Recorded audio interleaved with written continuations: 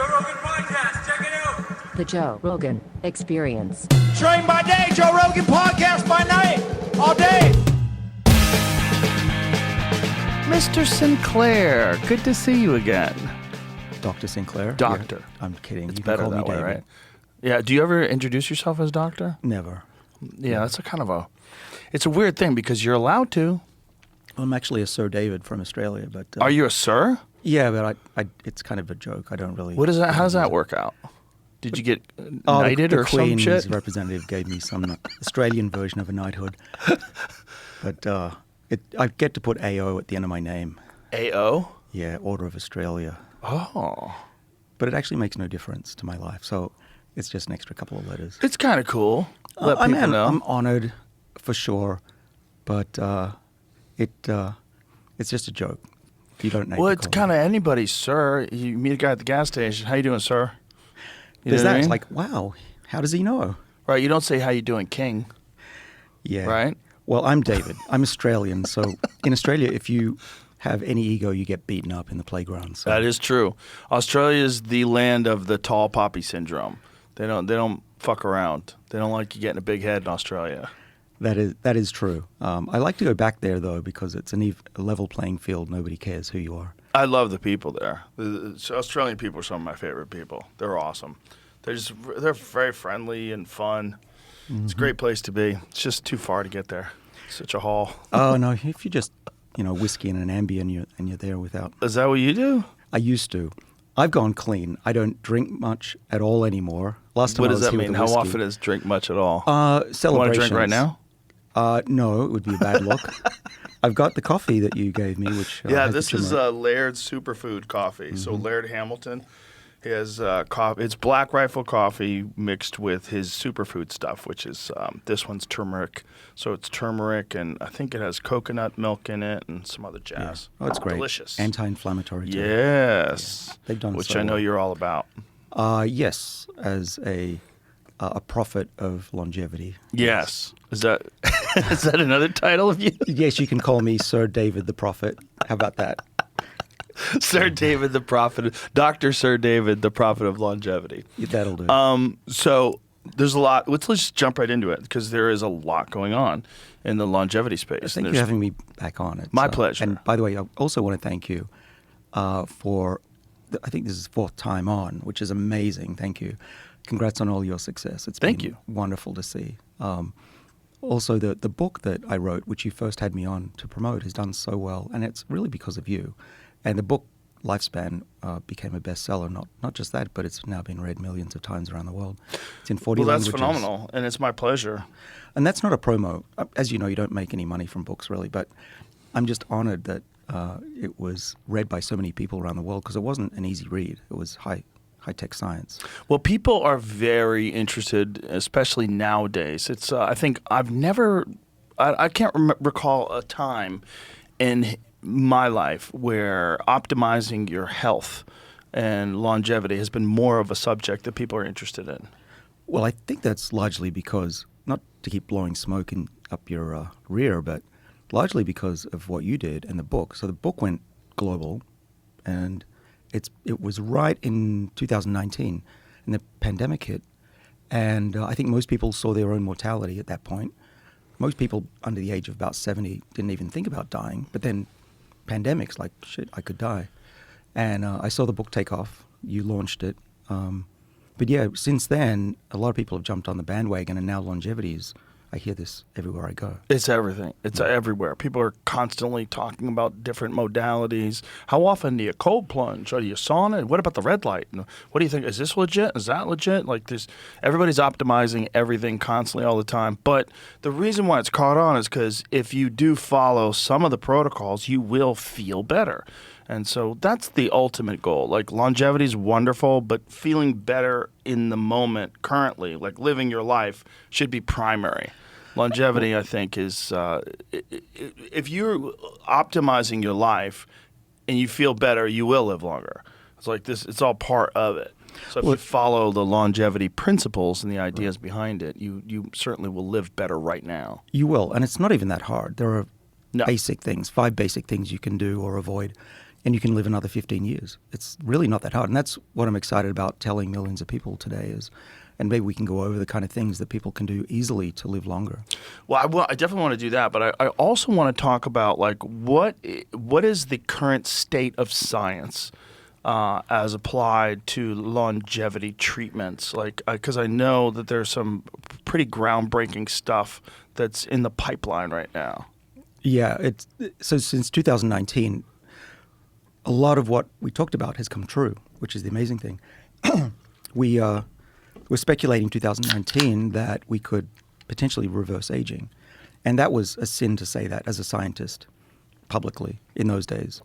I put it in the book. And it's actually come true since then, certainly for the lab, for mice, monkeys. And now we have a human clinical trial. The first potential human age reversal technology is in people right now. Listen, it completely seems logical. The idea that at one point in time would have been heresy in science to discuss it. So that seems crazy. Like if people get old, we understand the mechanism. Why couldn't we reverse it?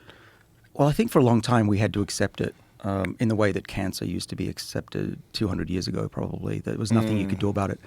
And then my colleagues and I found that aging has a root cause that's the same in pretty much every cell in the body, and that we could control that, and that there were genes that not only slowed it down, but in 2020 we had a big publication that showed we could actually safely, for the first time, reverse that process, like reinstalling software in the cell to make it work again.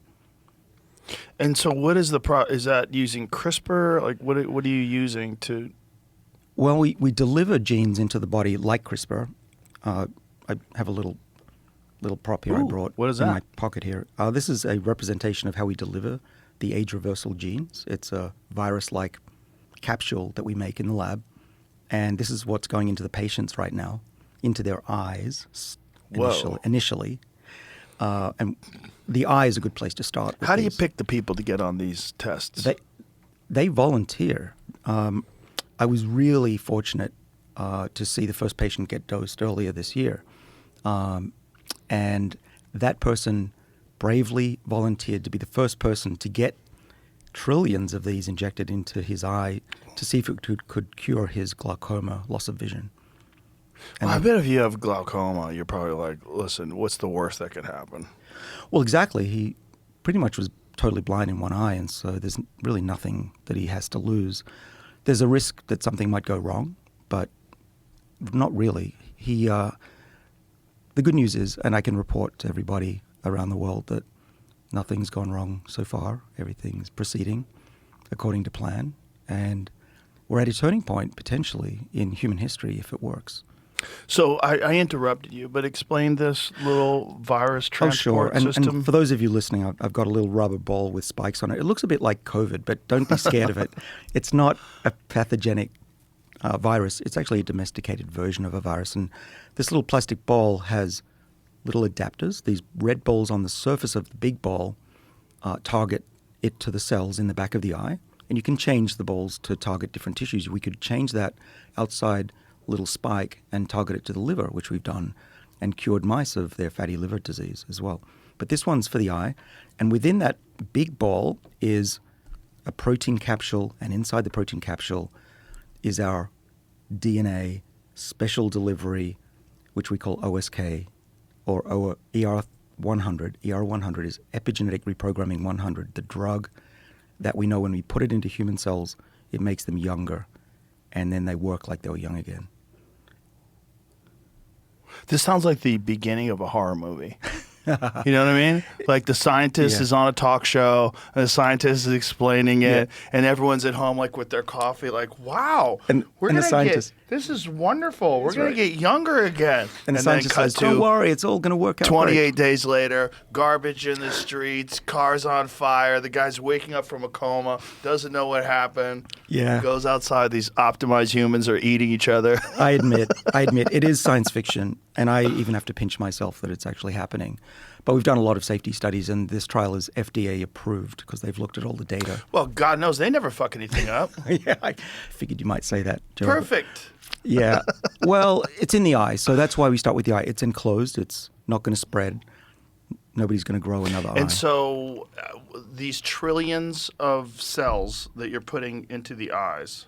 The little capsule, the virus-like particles. Yep. Trillions, I shouldn't call them cells. Trillions of capsules Yeah. that you're putting into the eye. What are they doing for glaucoma? Well, what they're doing is there are 3 genes in this DNA package, and I call them OSK. OSK are 3 special genes that we found safely reprogram cells and reboot the backup copy of youth, which we now believe exists in our body. That's a big deal, that there's a backup copy of youth. Even an old person, I don't see an old person anymore on the street. I just see a person that needs to be rebooted. These OSK genes... You just see... Wait a minute. Hold on. When you see old people, you don't see old people. You just say, oh, that poor person needs to be rebooted. Yeah. You're doing the perfect job for you. Like, your personality is perfectly suited for your occupation. If that's how you actually look at people. Well, I do.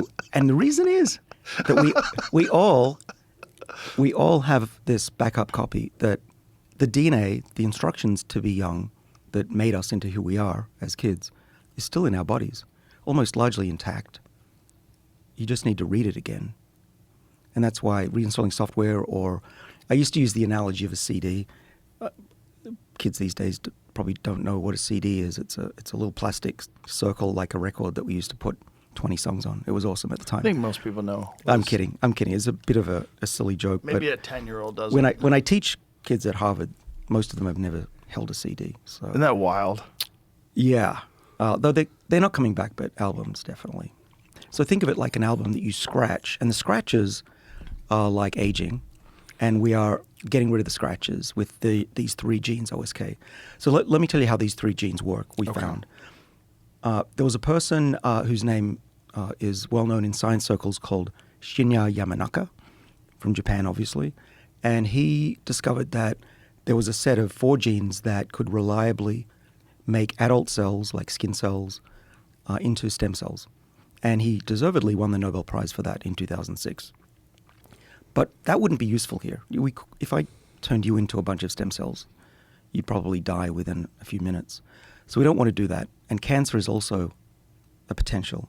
So it took us from 2019, it took us a while to figure out that if we leave out one of the Yamanaka genes and just use 3, OSK, leave out the other one called M, we get safe age reversal, about 75-80% back to youth, but no further. We don't go back to 0, which is what Yamanaka did. And instead of cells losing their identity, which is what a stem cell has, no identity, we regain identity. So it's actually, I could draw graphs, but it doesn't really help listeners. But basically, old age is losing identity of your cells, so they don't work. They forget how to work. That's what we think old age is in my lab. And stem cells have no identity. It was like a very early embryo. In between, our cells have a lot of identity. They function beautifully. We're in our 20s, we're at peak. And what we've done is we've figured out how to go back towards youth, get these cells to work like they did again, get the backup copy somewhere it exists, we're looking for it. And now cells actually behave like they did when we were 20. And if it works, we're going to have glaucoma patients seeing for the first time. And that's the beginning of a whole cascade of drugs that I want to develop for diseases of aging and eventually whole body rejuvenation. So the initial experiments are on glaucoma because it's a contained thing. The eyeball is a contained thing, and you could do it that way? Yeah, my student, Wancheng Lu, who was doing this in 2017, I said, let's do the liver. Let's rejuvenate the liver. And he said, no, the eye is a good idea. And he was right. So that's exactly why we chose that first. But just think about how many people have vision problems. It's 40 million just in the US for glaucoma. Macular degeneration is even more. And in the lab, we can cure that as well in the mice. Now, macular degeneration and glaucoma, these are diseases of aging, right, you would say? Or glaucoma is a disease? Oh, yeah. Well, what about people that have had eyeball injuries and things like that? Is there a backup copy of the eyeball where you could sort of reformat the eyeball structure? You should come work in my lab. At least come visit. I would love to visit. And the reason I say that is that's the exact question that we're asking. We showed that even if you injure, say, a nerve, whether it's peripheral in your arm or in your brain or in the eye, like the optic nerve, we can regrow those back to where they were. And actually in 2020, on the cover of Nature magazine, there was the picture of an eye. And in the paper we published, you could see the nerves regrowing back. And so we think that injury is also treatable. Actually, a group in China just took our technology, this OSK stuff, put it into mice that had bad joints, and it regrew their muscle and their bone back to normal. Whoa. And so we're also looking at treating injury, back injury, joints, osteoarthritis. That would be phenomenal. Because there's so many people that are suffering from arthritis, and I know so many people with injuries, like martial arts injuries. Like I have one. My left knee is fucked up. It's annoying. I keep it together. I've got it I maintain it, but it's always an issue. I have to stay on it. And there's little you can do, like stem cells, a little bit of relief, but not much. Stem cells give you relief, but not once you're dealing with cartilage damage and you're dealing with I had a meniscus surgery where they took out a piece of my meniscus, and I had my ACL reconstructed on that knee as well. So it's just an issue, but it works pretty good for like what it should be. Like if we were living in the 1930s, I'd be a cripple. You know, hang in there, because we're going to be in a world where we can rebuild parts of the body, including joints. The problem with that is like, how does that apply to athletics? We're going to have fucking super soldiers in every sport. There's going to be people in every sport that could do what Michael Jordan did and like leap from halfway across the basketball court and dunk. That's probably coming, and there may be DNA tests to see if you've got these OSK genes inserted. And we're working on a drink and a pill as well for... A drink and a pill? Yeah, we're now 8 years ahead of what the public realizes. Really? In my lab at Harvard, yeah.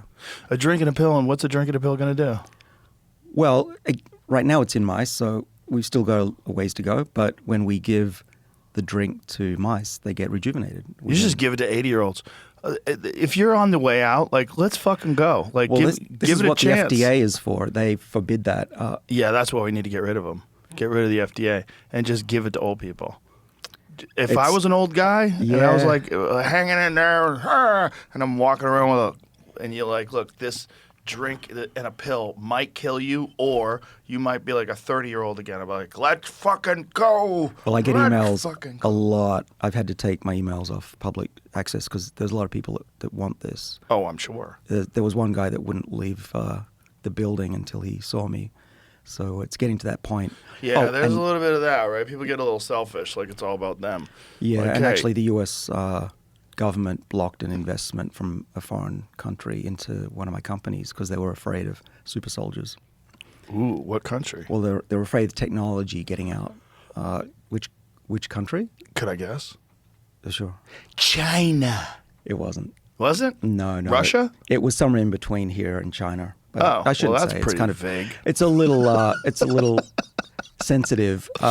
But yeah, the U.S. government does have the ability to block foreign investment, and they did in this case. $160 million they blocked. Wow. That was a painful episode. So they were worried that people were going to actually engineer super soldiers.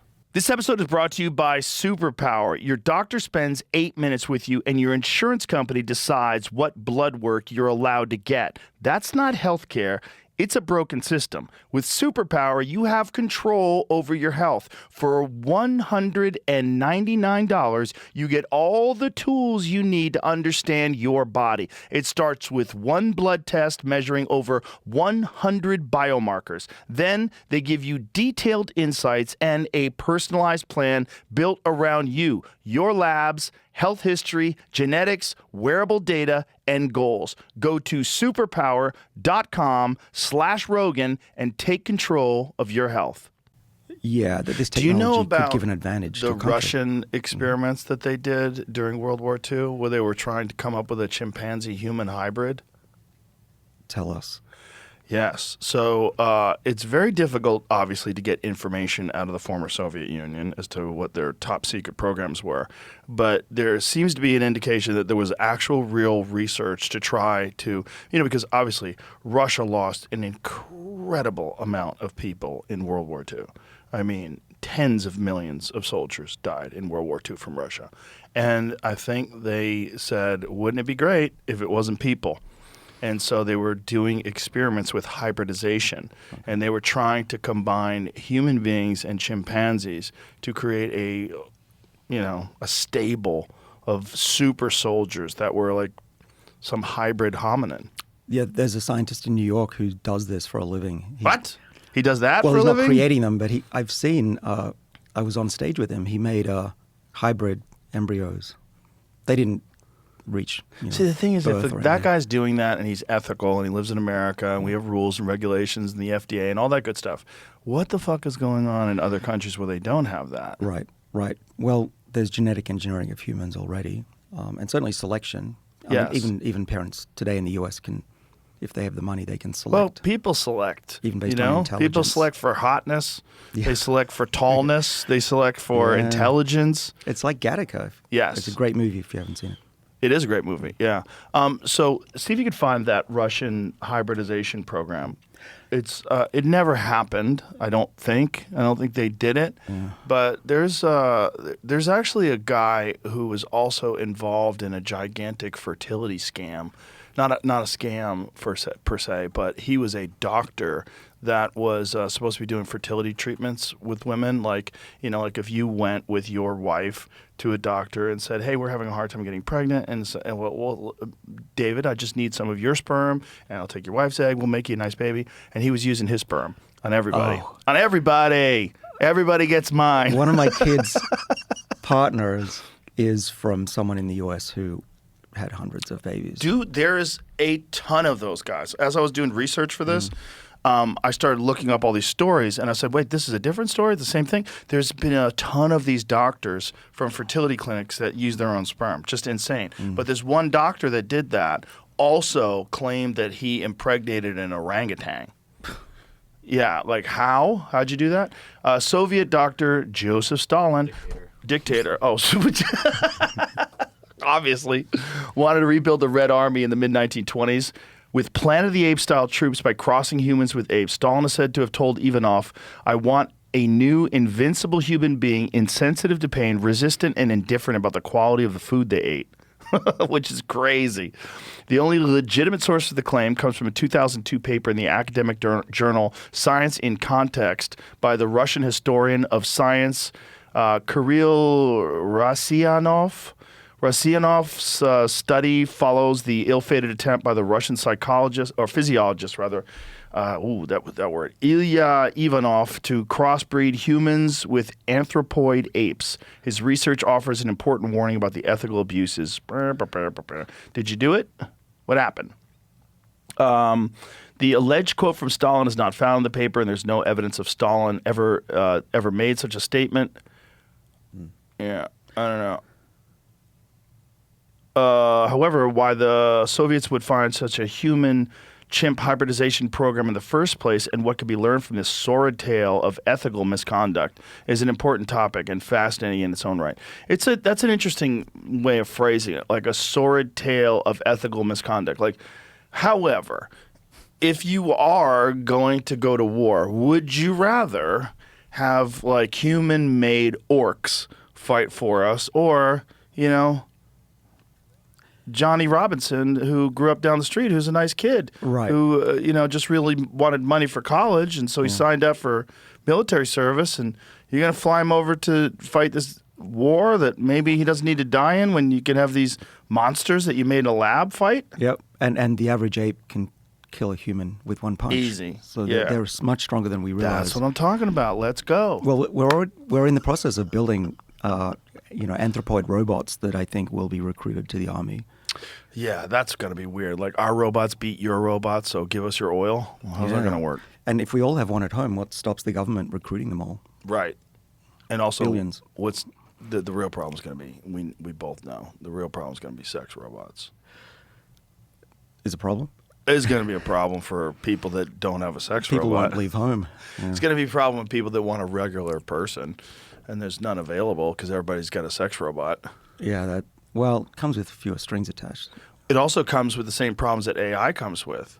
right? Where AI says, David, you're amazing. Everything you do is wonderful. You should be so proud of yourself. I'd love that. No real, we would all love that, but that's not healthy, right? You're so big. This is one of the this is one of the reasons why actual real relationships between human beings are good. It's because you do things that are annoying, you don't realize they're annoying, and then your wife or your husband or whatever it is tells you, "Hey, you're fucking annoying," and you're like, "I'm sorry, I'll fix that. I didn't mean to. That's not what I was trying to do. Exactly. I was in my own head. I was thinking about myself. You're right. I was selfish." You get better. Right. It's like how people grow. Like relationships are important to help people grow. Not with AI. Like, you can fart in my face any day, David. I don't mind at all.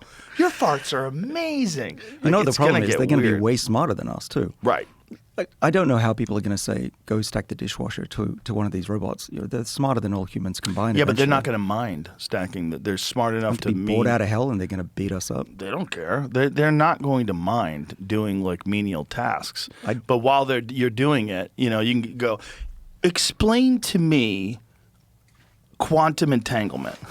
Like, so while they're I'm while worried they're that filling up the dishwasher, They're going to go F you one day. Well, if you have a particle and the particle's in Yeah, I in just invented a superposition. cure for aging. Yeah, right. Well, look at what it's done with mathematics. Like, just over the last couple weeks, they've solved more than 50 mathematical equations that they have struggled for decade upon decade to try to solve. And AI is like, oh, I got it. Yeah, well, biology is a little bit more complicated, but already AI is doing a lot of the science that we used to do in my lab. In fact, what we just recently did it in a couple of months would have taken about 160 years to complete. What? And it's only getting faster. Eventually, someone Wait a can minute. make Say a that drug again. on their phone. Say that again. 2 months instead of 160 years. Well, what exactly was it that you had to do? Oh, so this drink and the pill that we're looking for, that's not easy. Right? So we have some candidate molecules. We have a cocktail that works, but we want a Are you single taking molecule. this stuff? Not yet. You're thinking about it. Yeah. No one can stop you. I might. Well, that is true. That is true. But it'd be a bad look if I died. So maybe I wouldn't do You're it. not gonna die. I don't think so. Come We've done a on. lot of safety tests, and it looks really safe. But I'm not going to publicly do anything against the law.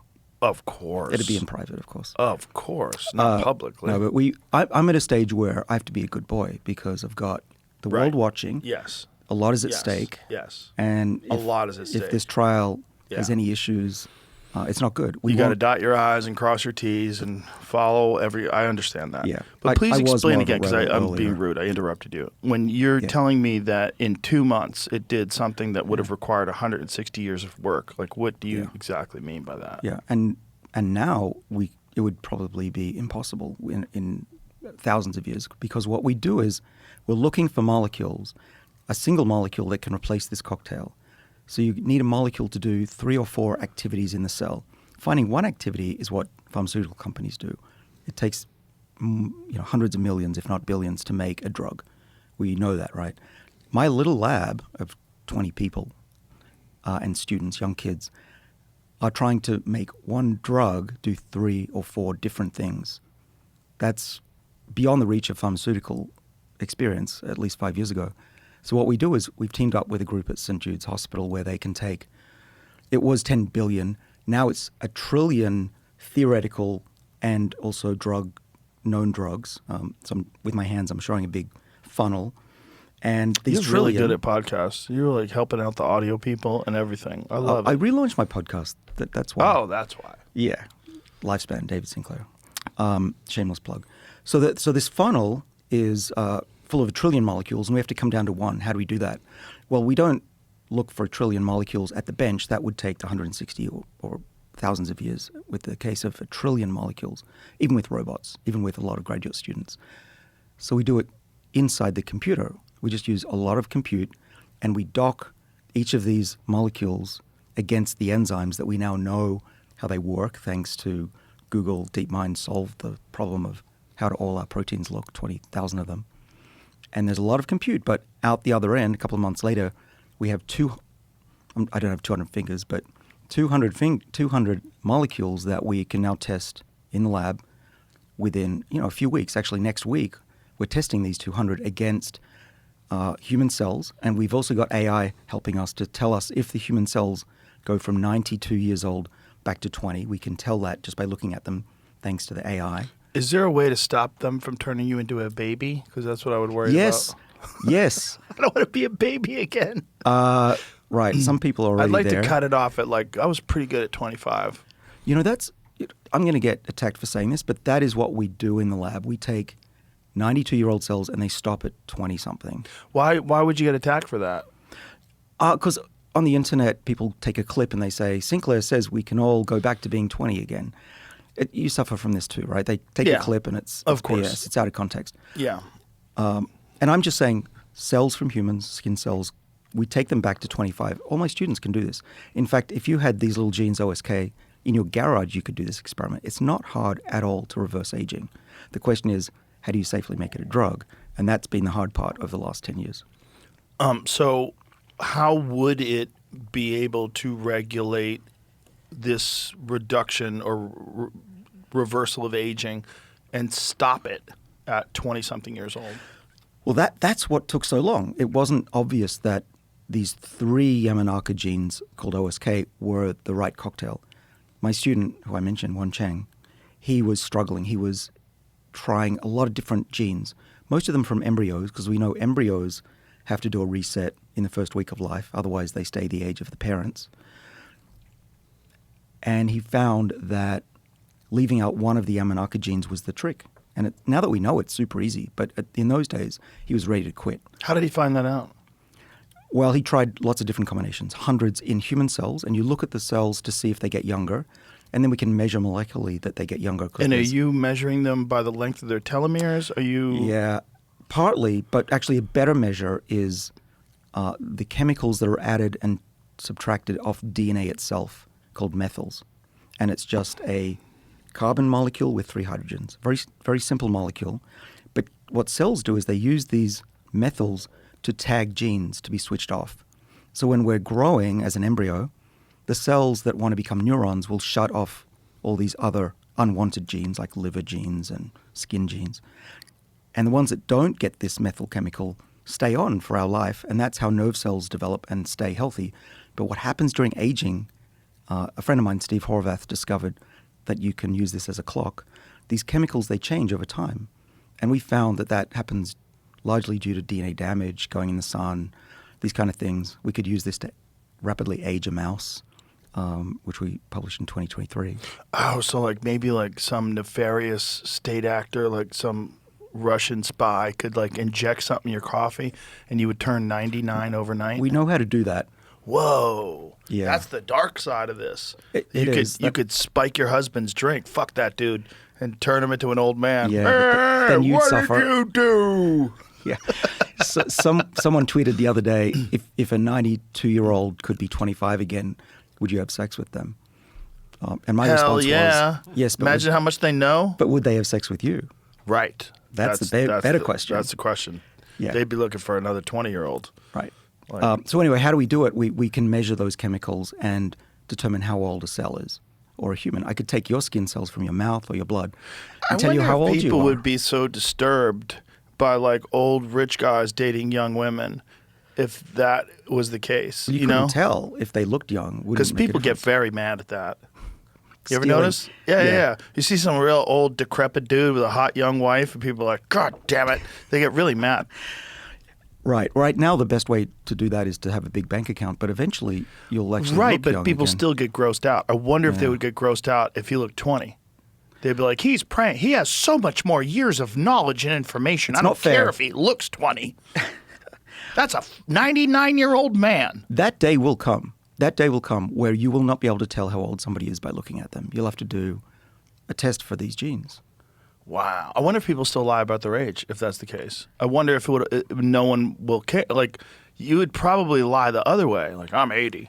You know, It's right. Tom's Be over there proud to be telling old. everybody he's 80. That's right. Well, when we live for hundreds of years, people will do that. They'll be proud of their age. Do you know anything about ancient civilizations and some of the weirdness of the records of ancient Sumer?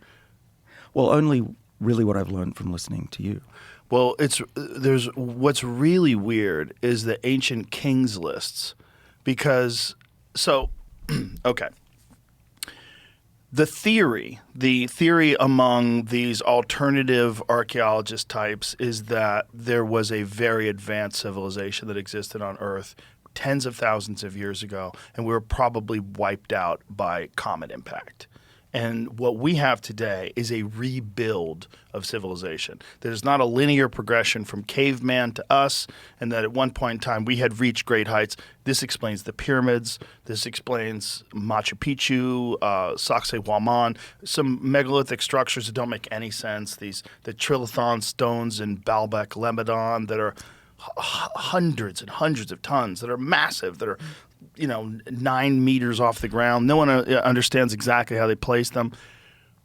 When you look at the Sumerian kings list, it gets very weird because there's kings that reigned for thousands of years. And then you have the flood. And then after the flood, the age of these people drops pretty dramatically. Mm-hmm. And the reigns are, after a few hundred years, become normal. Become like a normal person, like 50 years, 30 years, like that. But thousands of years before. And then people are looking at it like, okay, is this just myth? Is this poor record keeping? Do they have just these, hyperbolic, elevated stories about these kings? They were so amazing. They reigned for 30,000 years. Or had they achieved not just in building, because in building we know they'd achieve incredibly complex structure, like the pyramid, for instance. Like they had insane engineering, somehow or another, the ability to move these 500-ton stones from hundreds of miles away. Like, how did they do this? We don't really know, but we know that they did it. Did they also have the kind of technology that you're talking about right now? Because if it's possible today, and if that is it makes it very difficult because it goes against what you would call like the modern narrative that they're teaching in universities in terms of the timeline of human history. But if that changes and we have undeniable evidence, well, it looks like these people were far more advanced than we thought, and there probably was some sort of a reset of civilization. What else had they accomplished, and had they gotten involved in genetic engineering? Had they figured out a way to extend lifespan? And if they did, imagine all the work that you've accomplished in you're 57 now, about to be 57? Yeah. You look great, by the way. Hey, thanks. You really do. Thanks. Like, look at your hair. It's so dark. It's incredible. People speculate it's all fake, but it's not. But anyway, hey, happy birthday too. It's coming Thank up. you very much. Yeah. Yeah, I don't look as good as you, though. Yes, you do. It's different. Physically, you're way better than me. That's different, though. My face looks older. You look very young for your age. You know why? Why? Because I've spent all my time in a lab and I haven't gone outdoors for a while. I'm sure that helps. That does help. But my point is, imagine if you had 500 years to do research, not just 57 years. Yeah. Imagine if you could continue learning and growing, and they did develop some sort of a life extension technology where you could not just be older, but be healthier than you've ever been before and live for 1,000 years. You would get so much done. I mean, the exponential increase in technological innovation that we would have in this society would be absolutely mind-blowing. Exactly. This is a really important point. What these alternative history people think. That might be what had taken place tens of thousands of years ago. Yeah. Well, I'm a Harvard scientist, so I'm not going to say anything that isn't. Of course. Proven. That's for me. Yes. That's where I live. That's why I shut up. But you did make some really important points. One is that ancient civilizations have always been way more advanced than we think. And yes. Dinosaurs are a lot more real than we make them look. We always get things wrong looking back in time and looking forward in time. But the other thing that you said, which is really important, is that if we do have extension of human lifespan, like the Bible and these civilizations suggest, then how will you think about your life if being 100 is, you're still in your prime? You do things very differently. Who would you marry? What career would you think about? You might have multiple lifetimes, multiple marriages, multiple families. And that will happen. It's not really a question of if anymore. It's like asking the Wright brothers, will we fly? Yeah, we built the glider. We're going to fly around. The question is, will we build a Concorde? Will we go to space? And I think that will happen. Yeah. No, I think so too. I think, well, certainly one thing that we know is there's a giant difference between people who are 57 years old today versus 57 years old in the 1930s. It's just a giant difference. A giant difference in your physical ability, your health. We'd be old men. Yeah, we would be old men. And what, I mean, when I was a child, I thought of people, I'm almost 59. I'll be 59 in a week. I used to think of a 59-year-old as being basically dead. Like Right. you're barely getting around. You know, you're probably tired all the time. Looking to retire soon. Yeah, looking to retire. Yeah. You got no energy. I'm filled with energy. I'm constantly doing. How old is he? 60. That's what it says. I mean, Oh, no. I don't know if that's accurate. I bet that's accurate. They had no fucking vitamins. Nobody knew what the proper nutrients you should take were. Nobody knew what was really important in terms of like resistance training and sleep and red light therapy and all that Right. jazz. And they were doing all the bad stuff like heavy smoking, drinking, Yep. not Yep. sleeping a lot. Yep, not sleeping a lot, and pesticides and all look kinds at of this young terrible man. shit. 60-year-old. What? That guy's 60? Crazy. No way. I don't know, man. Come on, shut up. That guy's fucking 28 years old. That- There's that- no way. That guy's 60? what Is it that says. real? I will have to I follow doubt it. up. I doubt it. How about that guy that looks 50 and he says, everyone thinks I'm 18? Like, yeah, sure. What's that? There's a guy on Instagram, which I occasionally visit, and he obviously looks old. Like looks Oh, he's a over crazy 40. person. And he says, people think I look 18. Everyone's Oh. like, are you crazy? Well, there's a lot of crazy people out there. Yeah. There's a lot. Well, that's body dysmorphia, you know? It must be. Bodybuilders, they think they're tiny. A lot of people are crazy. Yeah. A lot Well, of people have a distorted perception of what they look like. There. The plastic surgery industry is massive. It's just growing and growing. You can see Yeah. it on the street, LA especially. But imagine a world where You don't need if that. I'm successful, you can take a pill, your doctor could get it, or eventually it's a cream on your face and you literally get younger. We do this in mice already. The mice get younger. Is it going to work in humans? I think it's just a matter of time. So in the mice experiments, what have you achieved? Well, a lot. You know, I can reveal here some of it for the first time. This pill that we give them, it's a drink actually because they can't chew. The mice within 4 weeks with this cocktail, it has 3 components, which are top secret. My lab is sworn to secrecy. After 4 weeks, we give it to them 3 days a week, Monday, Wednesday, Friday, weekends off. Within those 4 weeks, they get better physically, mentally. Excuse me. So we put them through tests. Just in a couple days. 3 days a week for a month. Oh, okay. I found this guy's Instagram. This is the guy? He went viral last year. He's for being 59 years old. What? It seems so not real. He Yeah, looks that's fucking crazy. He looks like 30 he's years maybe old. 30, exactly. He might have just amazing genetics. Well, look at Yoel Romero.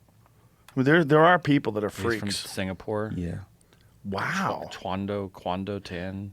Something. And is he's his name. 60 years old? Yeah, he's been gone. I mean, he's got Without 2.5 million facelifts? followers. Yeah, I don't know. That's- He certainly doesn't look like he's had a facelift. Yeah, right. His Does look skin very is real. fucking incredible. Yeah.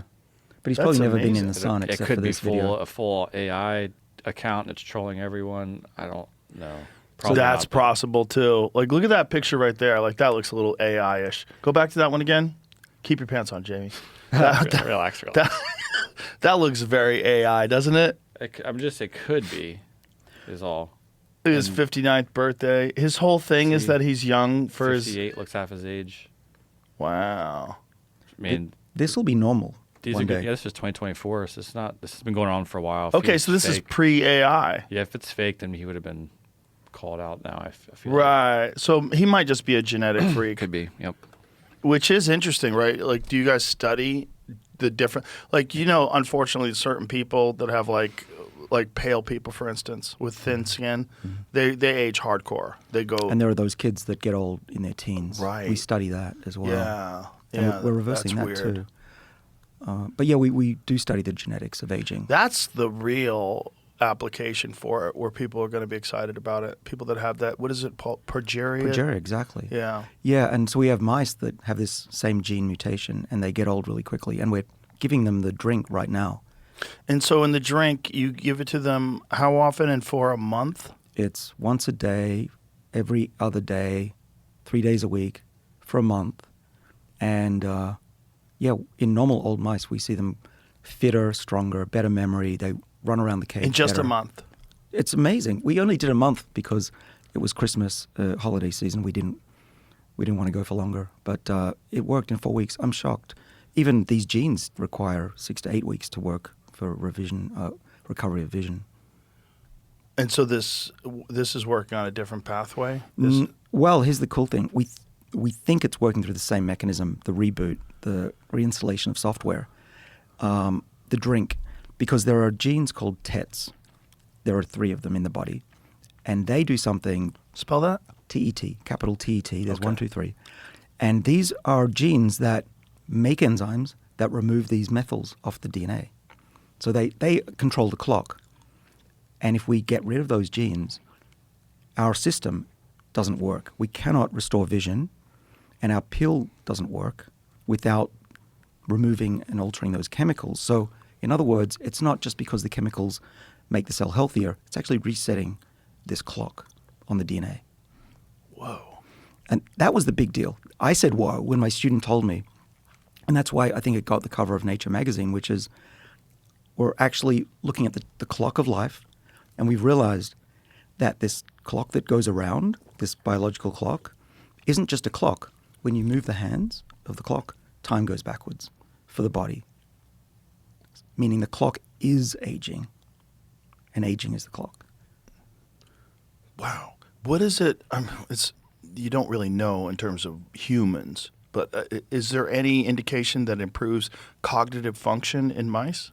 Yes, I can say without a doubt that other labs and ours have shown that when you reverse the age of the brain in a mouse, it gets better at learning. And we even have some hints, and we're going to publish this, that lost memories come back.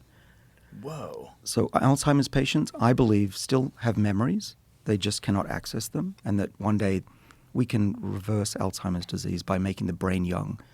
And that, using that approach, making the whole body young, we can cure diseases that are currently incurable. Holy shit. Well, young people don't get Alzheimer's. Why? Because the body can tackle the problem. The young body can heal itself. So my approach is make the body young, it'll heal itself in every way. Well, do you have children? 3. Yeah. One of the things that's just phenomenal is watching them heal. Yeah. I'm like, it is so, it's so wild, but also you envy them so much because they get a cut and it's like 2 days later, like, where's your cut? It's fucking gone? Like, that's crazy. Like, my daughter had a cutter. She fell and knocked her head, and she had this, like, dark spot on her head, like, where she got injured. And, like, 4 or 5 days, it was gone. And I was like, that fucking thing would be with me for 4 months. Yeah. And the good thing is if we rub our cocktail on the skin of the mice, they heal like they're young again. Oh, well, so that would be, like, a great application for ladies who want the beauty treatment on the face, right? Because it would That's just... where we're headed. Whoa! Yeah. It would just... Yeah, and we're working on hair. We can grow human hair on mice now. Really? That took a few years. And now we can check if we can regrow hair and make it dark again. You can grow human hair on mice. Yeah, I'm not allowed to... Actually, I did post it on Instagram, and the university said, get that down. But it exists. We grow it from stem cells, from human stem cells. We make little balls of hair. It takes a few months. We open up the ball to make a flat piece of skin, human skin, and we put that in the back of a mouse that can accept human skin. And then you get black tufts of hair from humans in a mouse. Can you get any kind of hair? Like, could I get an afro? I just want to get one to piss people off. Oh, I we would could love an definitely. afro, like a Colin Kaepernick type, just a big crazy one. Yeah, we could grow hair. We can do that. We're one of the few labs that can grow this hair. So I thought about doing that for a company, but I think hair transplants would just be easier. Oh, right. So you would grow hair in a lab and then transplant those hairs? We can do that, yeah. Oh, well, that's the thing, because I got a hair transplant, but the way I describe it is like it's like taking people that are really healthy and moving them into a town where everyone's dying. Because, like, you're taking hair from back here where it's going to stay, and you're putting it up here where it's all falling out. Oh, it didn't thrive? What's that? It doesn't thrive if you move it? Oh, it thrives, but everybody else dies. Oh, shit. You know, you can only take so much from the back of your head and move it to the top of your head. That's why a lot of guys with hair transplants look goofy, because you have like this strong hairline in the front, and it goes back like that, and then everything else looks like chaos. Oh, that sucks. You know what I take for my hair? What do you take? Among other things? Viagra. Viagra. Yeah, actually, I shouldn't say the brand name. That's it's actually, why I take it it's for tadalafil. my hair. That's what I tell everybody. That is true. It's low dose, 7 milligrams a day of tadalafil, and it's good for a lot of things. I know it's good for endurance. Yeah. Yeah, because I know Memory. athletes who take it for endurance. They probably take it to fuck too. Let's not kid ourselves. Well, it's a nice benefit. When a paper just came out about its role in preventing cancer, I tweeted what's not to love, and people love that tweet. But the point is, actually, last week they found that these drugs in mice and seemingly in people who take these drugs are actually resistant to certain types of cancers, like head and neck cancer. So Interesting. they're turning out to be Because really it improves important. blood flow? Well, two reasons that are not related to blood flow, but they're related to what's called nitric oxide signaling, which is what helps dilate blood vessels in all your body, including your penis. The other two mechanisms, one showed that tadalafil is good for exposing the tumor to the immune system. There are certain cells called MDSCs that protect the tumor from getting attacked, and the drug stops that. So now the tumors shrink in mice and seemingly in people, in tumors. And then the second mechanism is really interesting. It seems to, this was sildenafil, so this is now Viagra, found that the cancer is, a lot of cancers thrive on cholesterol, and this blocks the ability of cancer cells to use cholesterol. I thought they thrived on glucose. That too, exactly. Right, so you want to be in ketosis if you've got a tumor in general, so fasting is good. But now it looks like these ED drugs might be good for it as well. Fascinating. And wasn't, I think Viagra was an accident, right? Wasn't it a blood pressure medication? It's a good story. It was for angina, right? It was for your heart. But the story goes that women especially and the men didn't want to give up the drugs that they had left over. It was amazing. I think it was 75% had a positive reaction for erections, and without it, 22. So it's very clear that it was working. Interesting. And so how does it help hair? Well, we don't know for sure, but there's a lot of evidence that part of the reason hair dies out and stops growing is a lack of blood flow. And the minoxidil that people put on their hair helps with that. Right. Interesting. And then DHT inhibitors. Exactly. Also help. That'd be dutasteride. People can take orally. Yeah, the problem with that is my friend had severe depression when he took that. Yeah. It really fucked him up. And he didn't realize, because he didn't understand that was he was like, what is wrong with me? And he was getting suicidal. And then he got off of it and it just went away. And he's like, oh my God, I can't believe that. This episode is sponsored by BetterHelp. You've probably heard about BetterHelp before, but maybe you haven't heard from those who have actually used BetterHelp. That feedback can tell you everything you need to know. Go to betterhelp.com/reviews and check out the feedback from hundreds of people saying how much they love this service. It's easy to see why. To get started, all you have to do is answer a few questions. You'll get matched up with a therapist based on your needs. And if it's not the right fit, you can switch therapists at any time. See the reviews, see what stands out, and see if BetterHelp is right for you. Visit betterhelp.com/JRE. That's betterhelp.com/JRE. Yeah. Well, I'm taking it for a number of reasons, including my hair and my prostate, see if I can keep it from growing. But fortunately, I haven't had that side effect. But It depends, right? It varies biologically depending on the person. Yeah, it's important when either of us says that drug's good, that drug's bad. Right. People realize that you have to test it, see, and with doctor supervision. Yeah, that was where I was going to get to, was like, because different medications have different reactions, or different people's reactions to medications, they vary quite wildly. So, like, before you make this public, like, how do you determine whether or not this is going to be safe for a wide variety of people to reverse aging? Oh, my drug, our drug that we're making, well, we will test it on a lot of people before it goes out into the wide world. And you've started testing it on people so far? Yeah, there are people right now who have these genes in their eye And how's it going? I'm not allowed to say, but Can you wink twice if it's great? I would say that everything's on target. Okay. That's good to hear. Nothing bad to report. Nothing bad to report. Yeah, I think those might be the words I'm allowed to say. And is that the only clinical trials you've used with any of these applications for humans? So far, that was the first. Glaucoma and also sudden blindness. It's called Nion, which is now twice as more prevalent because of the GLP-1 drugs.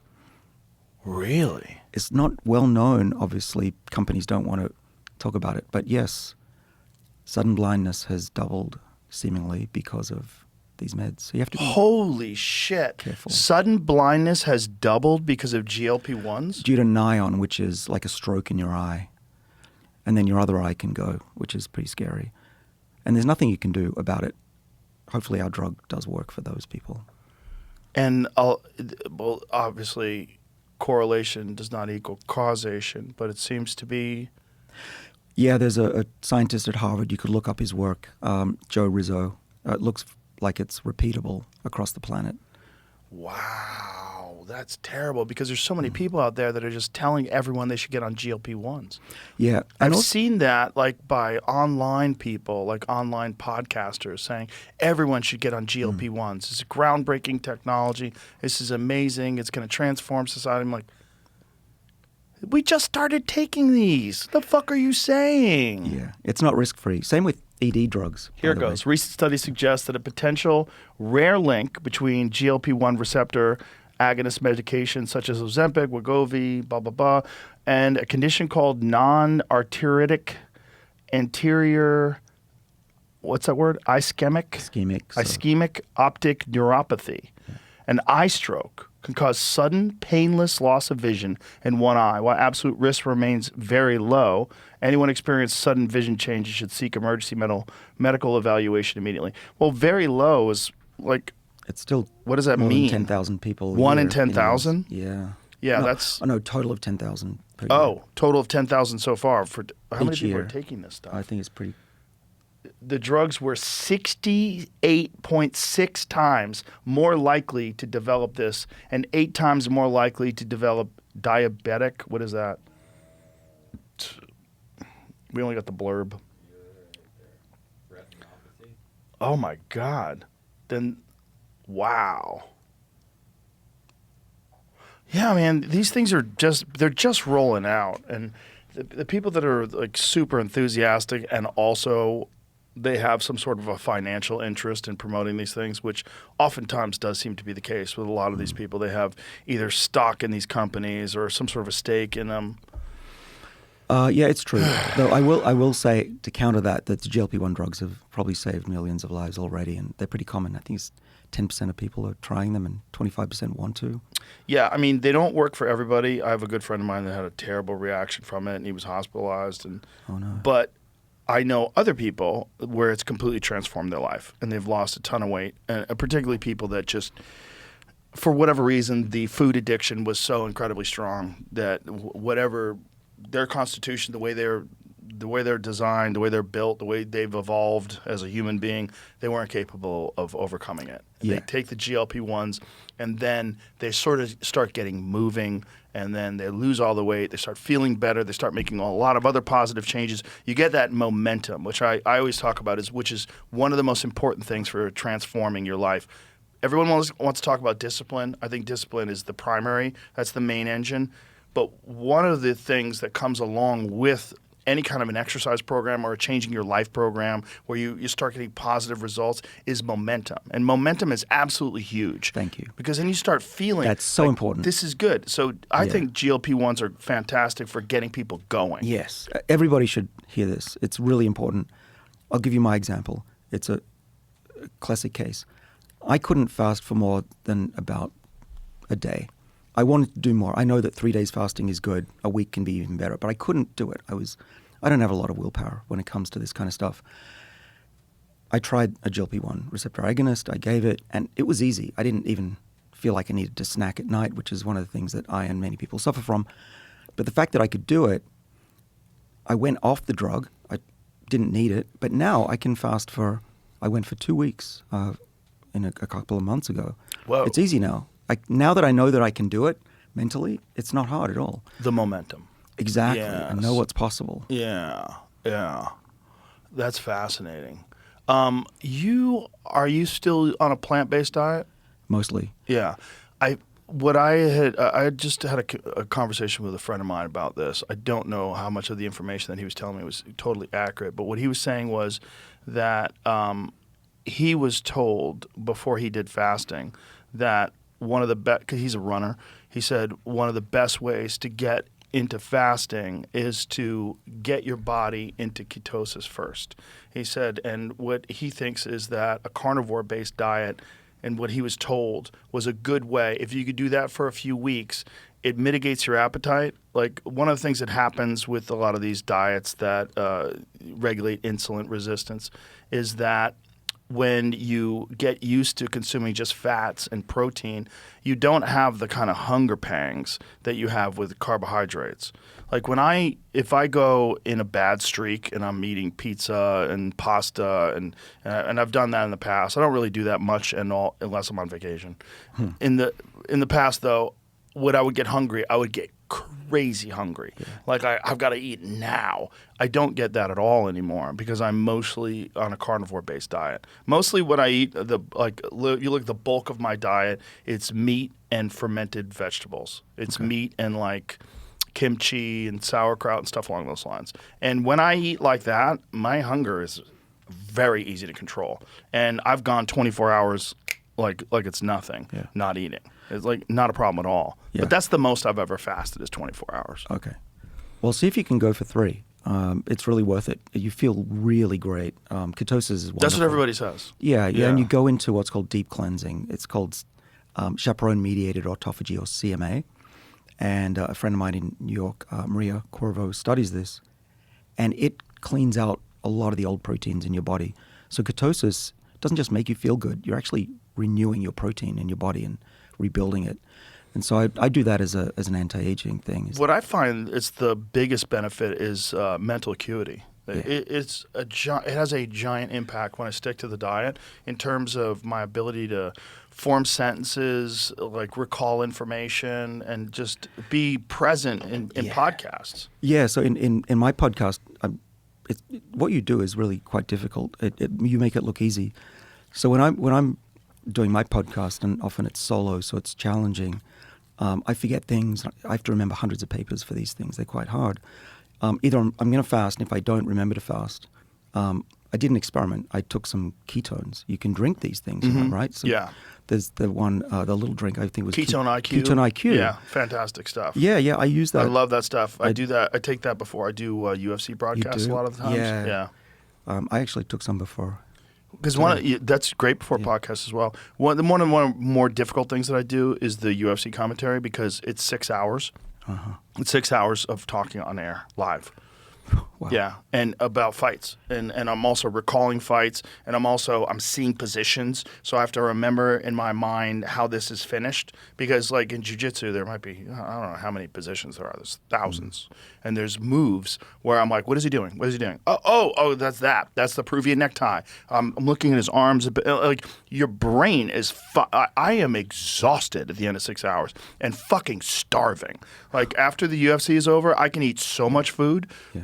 I'm so hungry. But you take a little drink? I take a little ketone. Ketone IQ. Cool. I take nootropics. I drink this stuff. My friend Derek makes this. His Gorilla Mind. It's just a nootropic. Oh, I got to try that. So it's a nootropic cocktail with caffeine in it. This stuff's really good for a podcast. I also take Alpha Brain. Alpha Brain Black Label is phenomenal for that.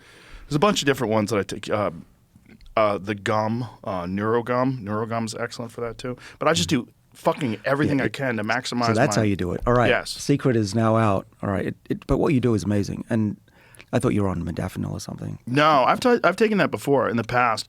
But the problem with that stuff is I think I like it too much, and I want to take it all the time. When I used to take that, if I had a gig in San Diego, and I drive home after the gig, and it was like 1 o'clock in the morning when I'm done, and then I'm like, I'll just go home. It's only 2.5 hours. And I start making the drive, and you just get so tired. But if I take Nuvigil or Provigil before I do that, I would be able to drive no problem. Put a book on tape on. What's that? Can you sleep after that, though? Oh, yeah. Oh, yeah. good. It doesn't seem to affect your ability to sleep, which is really interesting. It's not like caffeine. Do you do it? Do you take it at all? Armodafinil for talks when I'm, traveling. Does it help you? Definitely. Would it, like, in what way? It gets rid of my jet lag, and I can focus. My brain often is either scattered or filled with facts that causes me, like now, to not be able to talk properly. But if I'm on it, which I'm not, I'm on point every time. For me, the best thing for jet lag is exercise. There's something about rigorous exercise. It doesn't even have to be long. It just has to be where my heart rate gets really elevated, like above 150 beats per minute for 15, 20 minutes. Like I have to really go hard where I'm sweaty and breathing heavy, especially if I could jack it up to like 180, 190, like I'm doing like Tabata sprints on an Airdyne bike. That kind of stuff completely resets me. Yeah. Hard kettlebell workouts, like I'll do like a hard series where minimal amount of rest in between, so I'm really pushing it. Once I relax, I'm back. It's like whatever it is where your body just needs to like shake it up and like get all of it out of your system. It's like now I feel completely normal. Yeah. Well, you might remember last time we talked about hormesis. Yes. What doesn't kill you makes you stronger. And that's what you're doing. You're putting your body into survival mode. So one of the reasons I eat mostly plants, why I take NMN and these other molecules, is to mimic that. I don't work out like you do. I should, but I don't. And Why don't you? I think partly because I tell myself I'm too busy, which is bullshit. I need a partner who'll motivate me. I think that would help. Maybe just get a trainer. That's a solution. You got some cheddar. Get a trainer. I got some cheddar. Oh, is that money? Money, yeah. No, I can definitely afford one. It's on me. I will own that I Yeah, if should you get do it, more. I just was explaining this to my friend last night. He was like, I got to start working. I'm like, just get a trainer.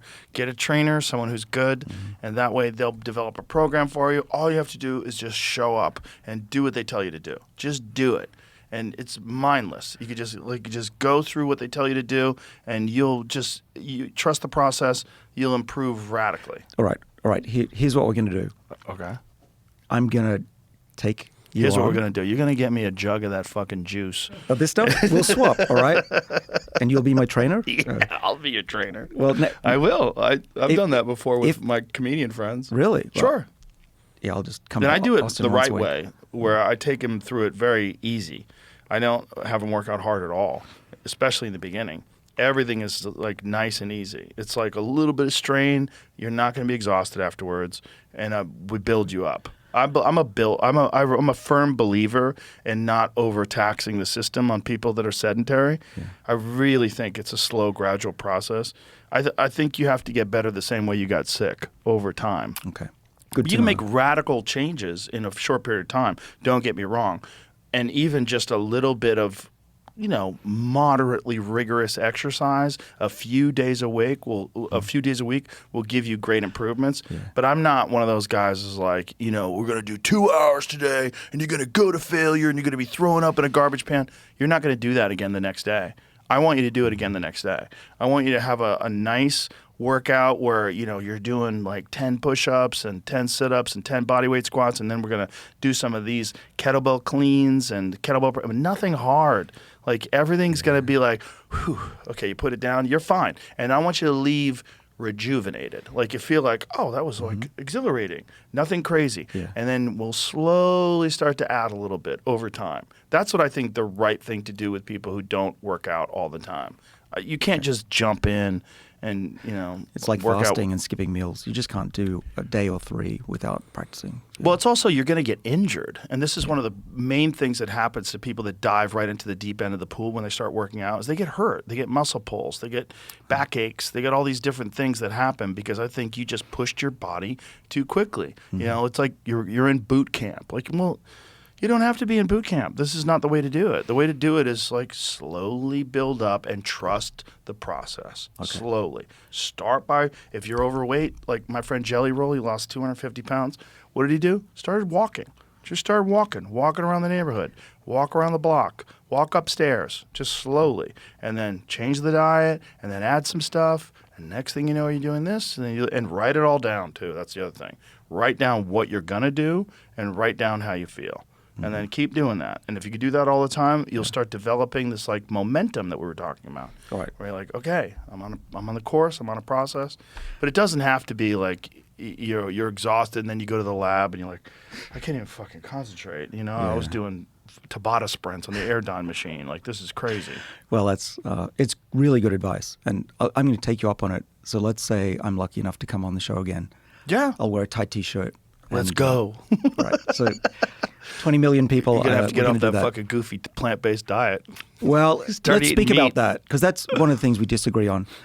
I'm on a plant-based diet because I've seen a lot of work on animals, at least, that plants promote longevity. I eat a lot of protein. It's interesting because you're not an animal. You know that, right? I'm not a mouse. You're not a mouse. I'm definitely an animal, but you're I'm a not a human. mouse. It's Agreed. meat is the most nutrient-dense food It is. that's available. I love meat. Oh, you should I eat love it. meat. You should eat it all the time. I believe feel that there better. are two states that we can be in. I should try meat, and then we can see if it works. 100%. You'll feel Because I've been great. measuring myself with rings and blood tests for Yeah, you the last definitely 20 years. You should try elk. I'll get you an elk steak. I'd love to try. It sounds Yeah. good. I'm not against meat. I will You'll eat it. eat it and you'll be like, whoa. Yeah, You'll don't get me feel it. addicted to meat, You feel please. it right away. Like, ooh, all your synapses Right. start firing. Your body starts like, yes, this is what we wanted, David. Well, here's some science, Okay. which is what I do. There are two states. This is my theory. There's the abundance mode, which is very good for health. You'll build muscle. You'll heal better. Mm-hmm. That's meat. Right. Killed a mammoth. There's adversity mode, which is we're out of meat. We got to eat roots and berries. Mm-hmm. That's adversity. We got to running, exercise, eating less. That's adversity. Both are good for you. This one is pro survival. This one is pro growth. This one is longevity. This one is you're going to be stronger, fitter. How do you determine that, though, in terms of like what is longevity versus what is just like health and vitality currently? Well, it's based on the last 30 years of research in a variety of animals and humans. This doesn't have to do with the blue zones, does it? No, I'm Because not. you know that's all including that. horseshit, right? I read that recently. Yeah. Isn't that nuts? It's a lot of it's unfortunate. fraud. Well, People have been like- records are hard. Well, it's not just confirm. hard. Yeah. A lot of it is actual fraud, where people were getting checks for their grandpa, and grandpa was dead, so they weren't writing it into the government. They didn't expose. Like, this was the problem with Okinawa in particular, is that they would have to, in order for these people to get taken off the list, they would have to inform the government that this person died, and they just didn't do it. And so they had this list of people that they were counting in their census that were like so old. Really? Like, this is crazy. What are you people doing? Yeah, even the Everyone's oldest- 100 years old. The oldest person in the world, apparently 122. Mm-hmm. There's a theory, not proven, that the oldest person in the world was actually the daughter who was faking it to get taxes or avoid taxes. I think it was in France. I hope that that's not true. I bet it's true. People are full of shit. Well, either way, the maximum human lifespan is around 117, 18, which is still a lot Right. more than we live. And what's normally. really crazy is none of those people are doing everything right. Exactly. They're all smoking cigarettes and drinking wine and having a good time. And that's a factor that we really need to take into consideration. Loneliness and isolation and sadness are one of the greatest contributors to poor health outcomes. It's number one. Is it really? Yeah, Robert Waldinger at Harvard had a study for, I think it was 40 years. World War II vets. They looked at everything, blood pressure, cholesterol. The number one thing that predicted longevity in those men was having a reliable partner. Yeah. So Not just a reliable partner, someone that you love. that's true. Someone that you like want to be around all the time. You enjoy them. You still enjoy their company, which is possible. Most people don't believe that's possible. Well, you're a role model in that. I love my wife. I have fun with her. Like I've been with her for I've been married for 17 years. I enjoy her. I enjoy hanging out with her. Like, she's cool. Yeah. Like she's a fun. And I have friends that aren't in situations like that, and it's so bad when you're like. I have a friend who we were actually talking last night. He just got out of a crazy relationship where he's dating this girl for 7 years. It was chaos and this and that. And I said to him, and he was like, he's 40, and he goes, I don't think I'm ever going to have a relationship again. He goes, it was so bad. He goes, being single feels so good. And I said, there's an old saying, it's so much better to be alone than to wish you were alone. And he's like, yes, that's it. Because he was like with this crazy lady, and he was like, I just wish I was free. And he finally got free. And now he's like, I think I'm ruined. And I'm like, it doesn't have to be like that. You can find someone that you actually love and you really enjoy their time. You enjoy being with them. Right. It's possible. There's good people out there. But just you have to find gotta them. also be someone that kind of person wants to be with. That's the other thing. For sure. And stress of a relationship. We've seen in studies that clock with those chemicals on the DNA, it accelerates when you're under stress or going through a breakup. Oh, yeah. Oh, You God. see it too. Oh, in how I've seen people look. going through divorces, and it's just like it takes decades off of their life. They just look wrecked. Yeah. And it takes a year or two for them to like achieve equilibrium again. It's hard. It is. It is. I went through that actually just during COVID when our Yikes. family got shoved in a house together, and it was brutal. It was unexpected too. Wow, that's the stress test, right? It was super stress. It's funny I think that you said without that. the pandemic, we might have been able to make it, but forcing us all to be in one little house with no internet working well, it was tough. But in any case, I'm great now. I'm very happy. So, but I do know how bad it can get, and it's brutal. Yeah, bad relationships can fucking wreck people. I mean, it can wreck your health, but also it's not just relationships in terms of your significant other, husband, wife, partner, whatever you want to call it, but also bad relationships at work. Like if you have a tyrant for a boss, and and every day you're working overtime and you're getting yelled at, and you're on the phone and you're at home while trying to keep up with work, and you never get like that kind of relationship where you have like this like antagonistic, terrible relationship with people that you work with. That's bad too. Oh, for sure. Your body doesn't differentiate between romantic relationships, and those kind of relationships are almost equally bad. Cortisol will be high. Yeah. This will accelerate you. I used to keep fish. I was one of those people at school. And the fish that got picked on by the dominant fish was small, light color, lived short. It's biology. If you're picked on and you're stressed, you're going to age faster. Yeah. Fortunately, I think you're probably the same. At my age, I've managed to weed out most of the jerks, and I don't work with them at all. I've got a great partner who we have a hobby of longevity together, so that I'm That's nice. lucky in that regard now. You found a new one. Yeah, longevity specialist. Imagine that. Congratulations. Yeah, Well, that's nice too, right? Find someone who just like thinks the way you think and has similar likes it's and fun, interests. like you say. Yeah, that definitely can help. Yeah, I know a lot of my friends that are in really good relationships, their significant other has the same hobby as them. Like whatever it is. They both like to climb mountains or whatever the fuck it is. Find a thing. But that helps too. So you actually enjoy spending time together doing something that you're both really excited about. That helps too. So relationships is one, and the other 4 major ones from that study were don't smoke, don't drink, get enough rest, and get exercise. And that was enough to extend by 15 years. But what about those old people that live forever and do smoke and drink? Because that's kind of weird. Well, they're 0.001%. They're not examples of what. Is that really what it typically happens. is? Yeah, it's just. So the luck. majority of people who get old and live to like centenarians, like what are the common things that they have? The big one is that they don't stress a lot. They usually have a good sense of humor. Interesting. Right. They haven't been overweight, and they say that they typically couldn't remember when they last got sick. I wonder how much time Twitter takes off your life. Yeah. We should study that. It's already taken a lot off mine. It does. And if you read the comments, even more. Yep, exactly. Yeah. I'm so much happier since I swore off of all that stuff. It's just not good for you. It's really, really bad for you. It's also, you're constantly dealing with the problems of the whole world, which I think is a lot for a human being that lives in a community, in a neighborhood.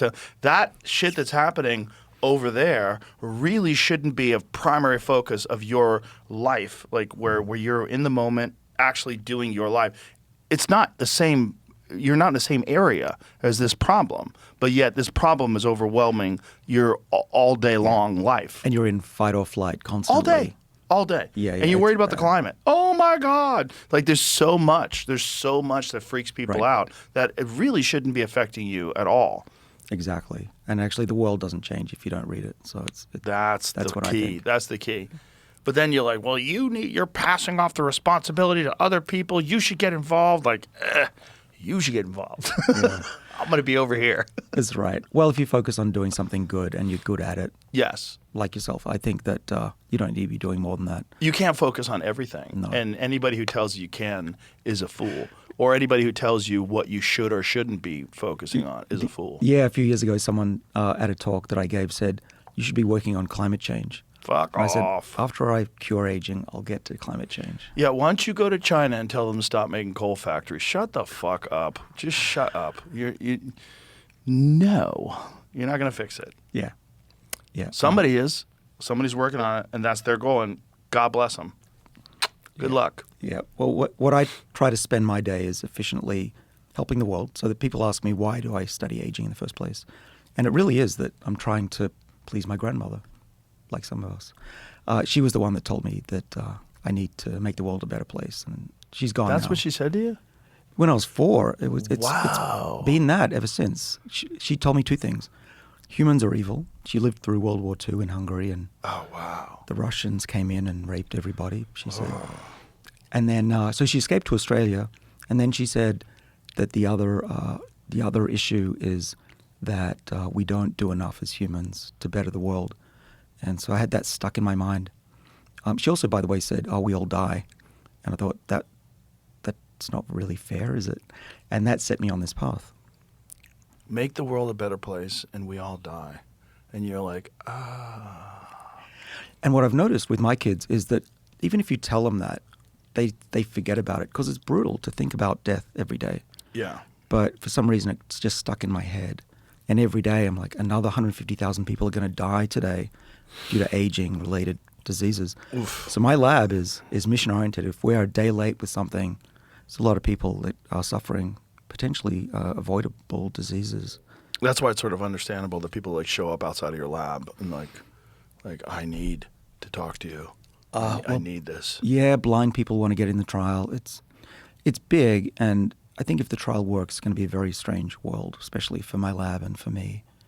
But we'll see. And even if it doesn't work this time, the science is strong enough that we'll figure it out. We will do this. It's just a question of when. And so, do you think that AI is going to have a significant impact on the kind of improvements that you're able to? It already is. We're Yeah. going super fast, and AI has revolutionized biology. It's revolutionizing everything, of course, but particularly in biology, where we used to have to read 15 papers a day. Now we can read 1 million if we want. It's totally different. Wow. Yeah, it's super brain. A 19-year-old came to my lab this summer, and the lab grows from 20 to 40 people, and we're trying to figure out how do these 3 genes reset the cell? How does the cell remember what it was 30, 40 years ago? Where's that information stored in the cell? And I've got this theory that there's some new biology, there's a record in the DNA somewhere. And I gave him that task. I said, can you just go to the databases of the whole world, look at all the data that's there, is exabytes of data, and see if my prediction is true, or at least you can get evidence for it. 2 weeks later, he came back, and the whole team, not the whole team, but 5 other people were smiling. We have to show you something, David. All right, come in my office. We sat down. He shows up on the board on this LCD screen. I think we found the smoking gun for what your theory suggests. And he used AI to process all that data, and the AI came back and said, yeah, you're probably right. And it's a 19-year-old straight out of high school who did this. Wow. That did something that the whole field and all these professors and all these fancy sirs could not figure out until now. That is phenomenal. That's so promising. It's so exciting. It is. I mean, the future really does belong to people who can wrangle AI, even on their phone. I think people on their phones are going to be making medicines, or at least designing them. Or bombs. That's the problem. And bioweapons. Right. I mean, you recently had, was it Anna on the show to talk about bioweapons and this kind of stuff? Mm-hmm. That is a big worry. I actually had to disclose to the US government when I first got here that I did have the capability of making a bioweapon. The Anna Jacobson episode that we just did on bioweapons was absolutely terrifying. Yeah, she's I mean, she scared the shit out of the world with her nuclear war book, and now she's scaring everybody with her bioweapons book. Yeah. Yeah, that's scary. It is. What I've got is a database of all known pathogens and new ones that could come. So I'm trying to do my bit there to help the world if it happens again. Pandemic or something unnatural. Yeah. Well, that would be, I mean, when you think about diseases that people get that just like wreck their entire body, if you really do have an original copy somewhere in their genome of what they look like as a healthy person, and you could switch that back on with a factory reboot. Yeah. I mean, we could potentially get rid of all diseases, which is just bananas. And injuries, or fix injuries, grow new limbs potentially. There's a new paper that just came out a few days ago that showed that the tips of the fingers of baby mice can be coaxed once they've healed over as a stub to regrow part of the finger. The digit. Haven't people done that before? Yeah, they found just 2 factors were enough. So it's not that hard. The point is we've got the instructions to be young and to regrow body parts in our body. We just don't use them. That's nuts. So like a salamander can grow an extra leg or a leg that gets chopped off. Yeah. I believe we still have that capability. We just don't use it. It just didn't make sense to regrow a limb. It was quicker and safer to just heal it over as a stub and move on. But salamanders, which get their limbs presumably eaten pretty often, maintain that ability. So give us, if I wouldn't say that we could evolve this, but I think using a combination of our technology plus this new technology that we're seeing come out where these 2 factors can grow new limbs, I don't see a reason why we can't become like a Deadpool where injury doesn't hurt us, aging can't hurt us, and we can regrow body parts. How far do you think we are away from being able to regrow body parts? Oh, I mean, realistically, probably a couple of decades, but I've seen enough. That's not that far. I've seen enough to know that it's doable. A couple of decades ago was 2006. Well, things are going super fast. I mean, 10 years ago, we didn't even know aging was reversible, and now it's in humans. That's nuts. Think of that. Well, And 2019 that was when you without came AI. here, there was no AI. Right. You know? 2019, it was an idea that we had just got the result in mice, and I divulged that to the world. Then it was published, and then we're in humans now. So if it works, then it's going to be a very different world. And you feel very confidently that some of this stuff is going to work. Well, it's going to work. I don't know if this trial is going to be successful, but there's going to be a lot of people doing these trials. I have some competition now. Do you know about that? No. So since I started my company, Life Biosciences, which is doing the trials with ER100, others have joined in the party. So Jeff Bezos and others have started Altos Pharma. They are based in 3 cities around the world. They have a few $1 billion to catch up. Sam Altman has RetroBio. And let's see, Brian Armstrong from Coinbase, the CEO, started one called New Limit. And they've got a lot of money, all billions. Do you think it's good that there's all these people involved in this? I welcome it's good. it. Yeah, It's competition. Definitely. Yeah. Right? I'm not doing this for my own personal benefit. I want humanity to be changed the way it could be. And the more people like Jeff Bezos, the more people with a large bank account that are invested in this, the better. Fantastic. And of course, a guy like Bezos, he's balling out of control. Why wouldn't he want to live forever? Well, what's left if you've got everything else?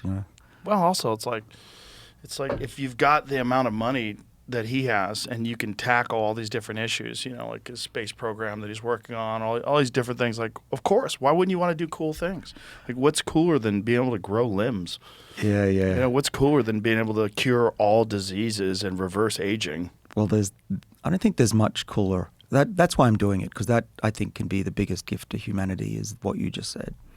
So I don't know if I'll achieve it, probably not in my lifetime, but at least I've moved the needle and pushed the ball globally in that direction.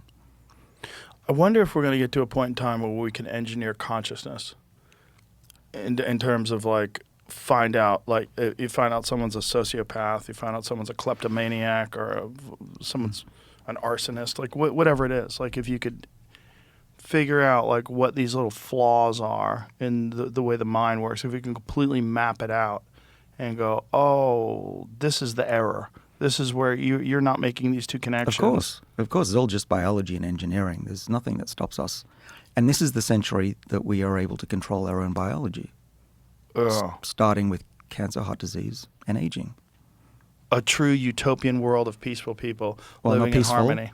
but healthy. Not peaceful? I don't think world peace. I think curing aging is easier than world peace. Well, if everybody achieved a state of consciousness that allowed them to understand that we're all in this together, Yeah, how do we do that? mushrooms. Yeah, well, there are certain companies working on this. I know. That's what's interesting, right? Like Eli Lilly is involved in pharmaceuticals. The pharmaceutical company, rather, is involved in psychedelics. They just bought a Thai. I think it was like $3.8 billion. So they're all did. in with real capital. Yeah. I love it. Yeah, me too. That's great. I love that they're doing that. We need more of that. There's too much depression Uh-huh. and anxiety in the world. And drug addiction. I mean, that's why I went to the White House and got the president to get involved in this executive order thank you on for that. Ibogaine. Yes. Because I've talked to so many people that have had their life completely turned around with Ibogaine. So many people that were opioid addiction and also brain injuries, oddly enough. Really? Brain injuries, all sorts of TBI and CTE, that they've had like phenomenal results from this iboga tree, which is so crazy that this thing had been around for so long and is a Schedule 1 substance in the United States for no reason whatsoever. There's no risk of addiction. There is no recreational use of it. It's a horrible experience. I've not done it, but apparently it's fucking terrible. And it lasts for like 24 hours. Like no one's going to be doing that for funsies. Right. Well, the question I think that comes up with all of these drugs is, do you have to have the trip and experience the craziness To get the benefits. To get the benefit. And I don't think so. I think you should be able to separate Well, them. they've actually figured this out with LSD, Yeah. right? Do you know about this? No. Okay. So they've engineered a different version of LSD that doesn't give you the hallucinogenic effects, but does give you the benefits in terms of like the cognitive effects. So are Thai guys or someone else? I don't know what company has done this. See if you can find that, Jamie. I think it might be a Thai. It's But just- what they've essentially done, and I think it's basically in the lab work stage right now. I don't think that's applied to humans yet. But what they've done is engineered a version of LSD that has all the positive effects that LSD has in terms of like introspection, being able to like rethink and remap and reset the way you view things, but without like watching people's face melt and thinking that demons are eating you and all the weird stuff that comes with outstanding. It should happen with psychedelics the way it's happened with all medicines, right? We start with Yes. something from the bark of a willow tree, and then we have aspirin. Right. It's- Yeah. We're not eating bark anymore. Right. But sometimes the bark is the way to go, right? Unfortunately, sometimes that's the part of the problem is these It's pharmaceutical drug companies, they patent these natural compounds and, use petroleum-based synthetic methods of creating these medications now that they can sell and profit wildly off of. Whereas really the best way to do it is actually to get the plant. It's true that there's the whole issue, though, that if it's not approved, then it's the Wild West. You don't know what you're getting. Right. That's true, too. Yeah. We need a middle ground. We need something you can get fast on Yeah. the market that's known to be safe. So what we're going to need is mind reading because we need to know if people are full of shit. That's what we're going to need. We're going to need Got to work on that. yes, I think that's going to change humanity more than anything. I think you've got a good bullshit detector. It's okay. There's a few people that have snuck through, unfortunately. Some people they get through and they're like, it takes a while, and you're like, shit. They're never coming back on the show.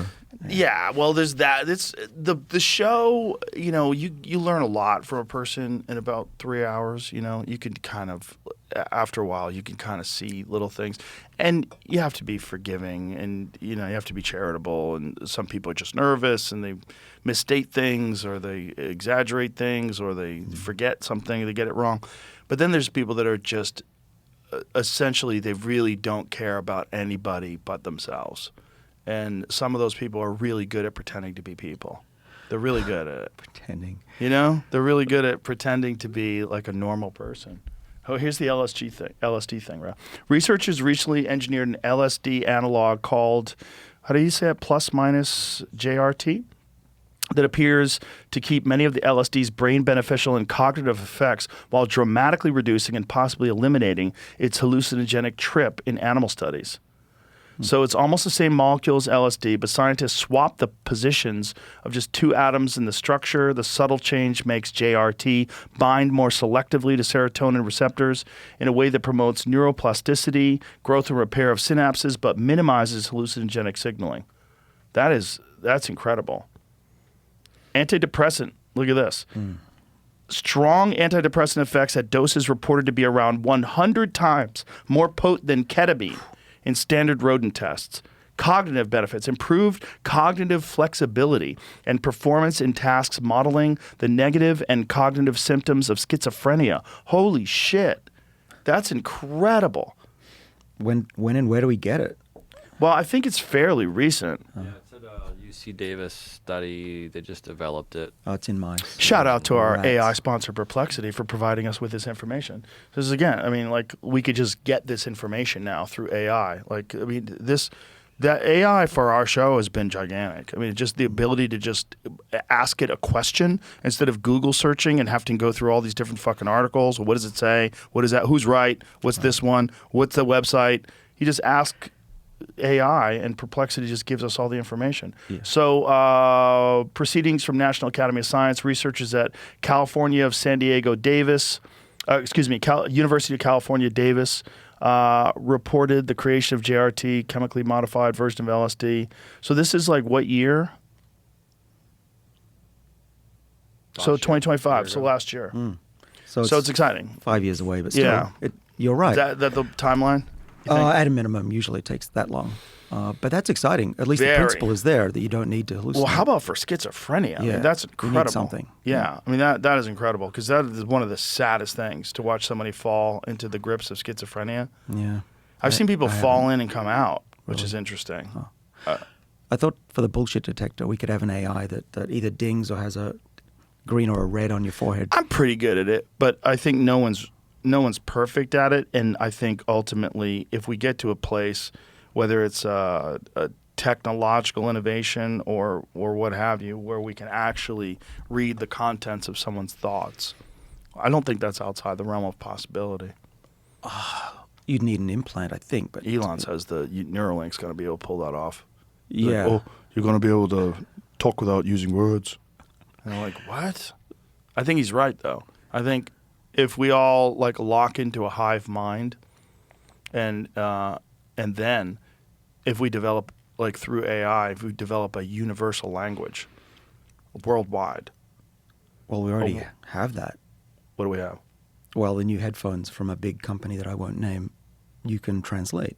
Translate, yes, translate, but it's translating to English. Yeah. If we just all, the problem with that is there's context, there's all sorts of different things that other cultures and different languages, when it's deciphered and changed and translated into English, Yeah. you lose a lot of the meaning and the context is weird. Okay. If we develop a universal language, That'd be ideal.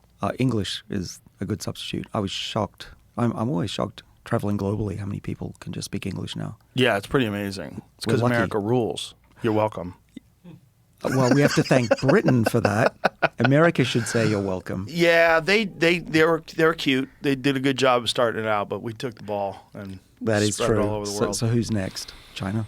God, I hope not. I don't want to learn Chinese. That's too hard. It's all the fucking characters. That's ridiculous. Even people that I know that can speak Mandarin, they can't write it. You know, to get to that level, I have Yeah. a couple friends that speak fluent Mandarin, and they can't write it. Writing it is. Yeah. Well, the students in my lab who come from China, they're being picked on by the immigration, but they don't want to go home. They love it here. I'm sure because they're stealing all your secrets and they bring it back Well, home. there's that. There's They a lot gotta of be- regulation on that now as a scientist. Oh, Do yeah. you know that? Yeah. Oh, I can imagine. Yeah, Yeah, I we have mean, to well, it report has to stuff. be because that is an actual real threat. Exactly. So the people that come through my lab have to be vetted now. Right, but the people that come over here and experience the kind of freedom that you have in America. Oh, Yeah. yeah. I came here from Australia. Australia's pretty free, but compared to Australia, America's so different. Yeah. I can't go back. What's the big difference? That I feel I can do anything I want if I just put my mind to it. There's not social barriers. There's not monetary barriers, at least for a white male like me who's got a degree. I know it's not for everybody. But I feel like if I want to start a company, I've got a great idea. I can do that here. Fat chance you'll do that in Australia. People aren't willing to invest in great ideas down there. Not often. That's a bummer. Do you think that changes anytime soon? No. The US is so unique. There's a lot of money flowing. People are willing to place a bet and even lose the money. That's rare. Australians, most of the world, if not all, people are scared to lose their money if they have it. Here, it's like, okay, I risked it. I helped the world. I feel good. It's a very generous country, very. And I love it here. It's when I arrived here, I just felt, I'm home. I love hearing that from people that have come from somewhere else because it kind of reaffirms why people in America are so proud of what this country is. Should be, yeah. And that's why it bums me out when people are so mad at America in terms of, I get, look, in terms of foreign policy and some of the things that are wrong with America, but just in overall, this experiment in self-government is pretty remarkable. Yeah, I watched the TV show. Was it the American Experiment? Came out for the anniversary of 250th. I haven't seen it. You got to see it. What's it It's on? great. It's the founding fathers and their lives and how they were fighting and what was going on behind the scenes. They were just young kids. They were in their 20s, 30s. I know, isn't that nuts? Yeah, just Benjamin Franklin was the old dude. But they were so young. But they were in the middle of it. They kind of realized they were making history. But so many things could have gone wrong. We would not have had the United States if just a few votes went one way or the other. And a few wars. Yeah. A few of the different battles that they had. Exactly. The U.S. was losing the Yeah. war against Britain badly. Yeah, they Thank burned the the White French House for down. help. Yeah. Yeah, we don't thank the French enough, actually. I know, right? Yeah. Somehow they became our enemy. Yeah. Remember during the Gulf War, they turned French fries into freedom fries because people hated the French? Yeah, but everyone hates the French because they're so arrogant. Sorry, Are French. they? I have Are some they? friends who are good friends who are French. I think generally when people are arrogant, it's because they did something fucking awesome. Well, in the 1800s they did. Yeah. They conquered Europe. No, not sure if that's awesome. Here's a fun perplexity search I just did. I said, do Americans have a risk gene? And A risk gene. Yeah. One of the best studied variants in the dopamine receptor gene DRD4, specifically the 7-repeat 7R version, is associated in some studies with novelty-seeking, impulsivity, and higher financial or social risk-taking. I wonder if I have that gene. For sure. This probably not. Who knows? The 7R variant is unevenly distributed around the world. In populations across the Americas, it shows up at roughly 48% of chromosomes studied, while in East Asia, it's found in only about 2%. Wow. Whoa, that's crazy. It all comes down to genetics. Evolutionary work suggests it became more common in groups that migrated further after leaving Africa, and those lineages are strongly represented in the Americas today.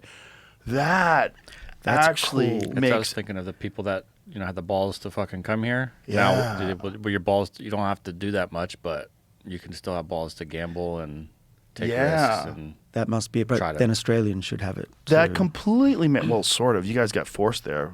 Like they Shipped moved out. everybody over there because they were criminals. Right. This DDR gene that you just saw, was it DDR4?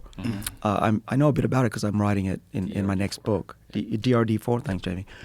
I call this the FU gene because I'm trying to figure out what makes humans special over other animals. And this is one of them, that we are seekers, of explorers. And it turns out that this gene is turned on in teenagers. It gets eventually switched off.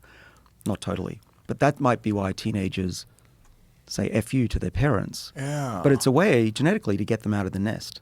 Like, oh, I can't stand these parents. They suck. They're idiots. I'm out of here. That's in this gene. Well, it's also I, as a parent, have been very aware of not doing that to my kids, like not forcing them into something that they don't want to do or pushing them in any general direction, but rather encouraging them to seek out their interests and encouraging them to just like take chance. And if I ever correct them, if I ever get upset about something, one of the first things that I tell them is, I've done everything that you've done. I've made every mistake. I've fucked up.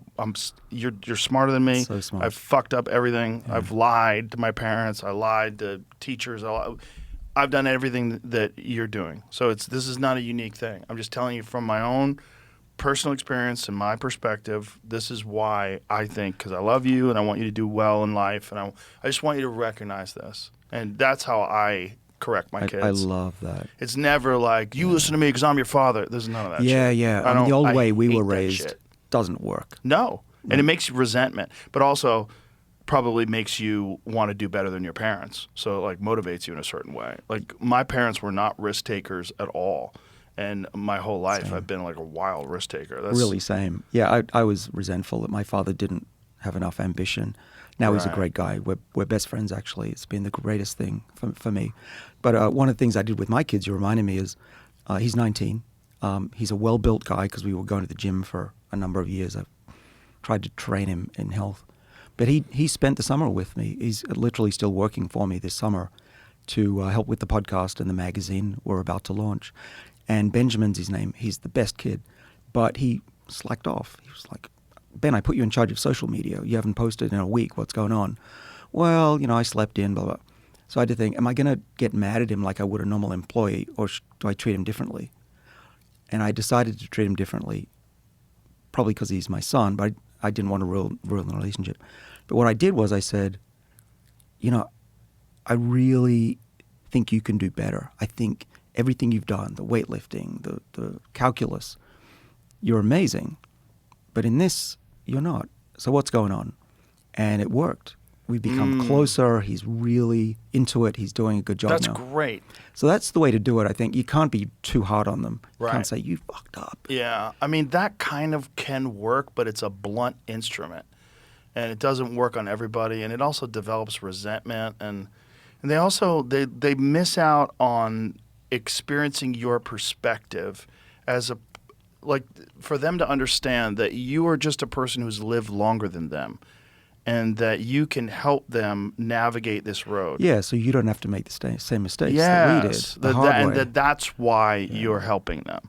You're talking to them about this, not because you're just a mean dad who likes to fucking tell the kids what to do, because we've all experienced that. I mean, I had friends growing up whose fathers would fucking scream at them and throw things and beat them, and it's like, God. And then you just grow up fucking traumatized and always resentful and angry, instead of just recognizing that, like, oh, I'm so fortunate that my parents have this perspective where they can explain to me why I'm going through what I'm going through and how they got through it. Like a mentor. You're not their best friend, you're Yes. their mentor. Yes. Best friend Yes. doesn't work either. No, that doesn't work either, because that just allows too much shenanigans. You have to have some rules. You have to have some sort of regulations. Yeah. But and, you also... and your kids turned out well. What's that? How'd your kids turn out? Oh, they're great. Great. I'm so lucky. So fucking lucky. I mean, I feel so fortunate. They're so smart and ambitious and driven. It's wild. It's wild to watch, and talented. Yeah. And it's and also, like, we never went through that period where they hit teenage years and they hate you.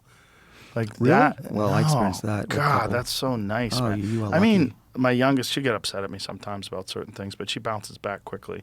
It's never like some kids where they just grow to hate their parents. Like, the RD4 gene.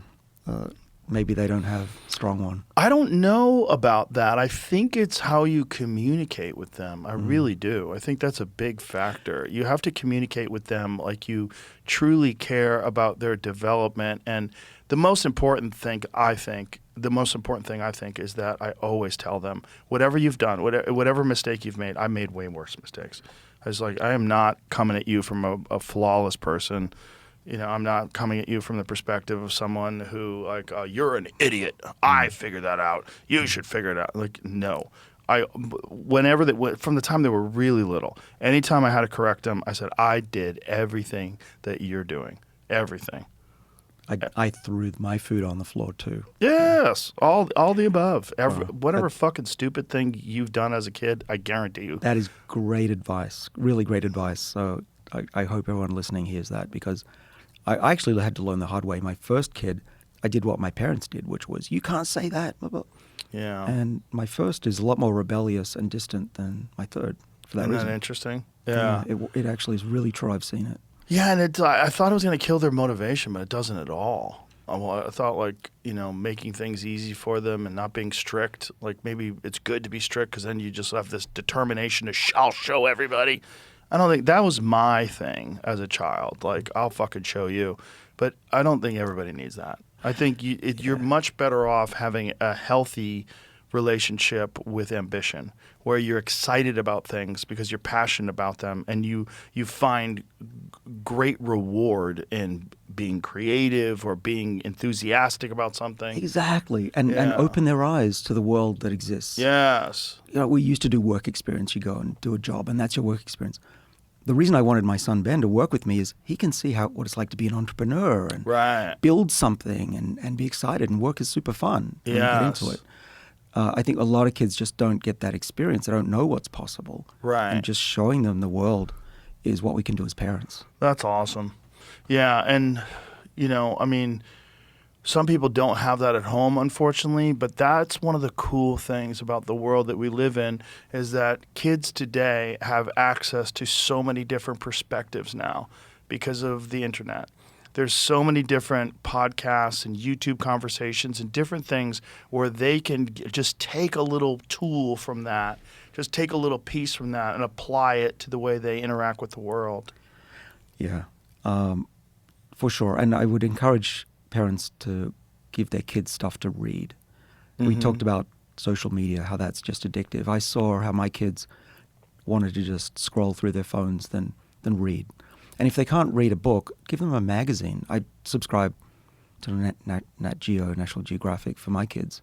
And I think get them used to reading. Because it's going to be a lost art if we don't. I know, isn't that nuts? I maybe read 10% of the things that I consume.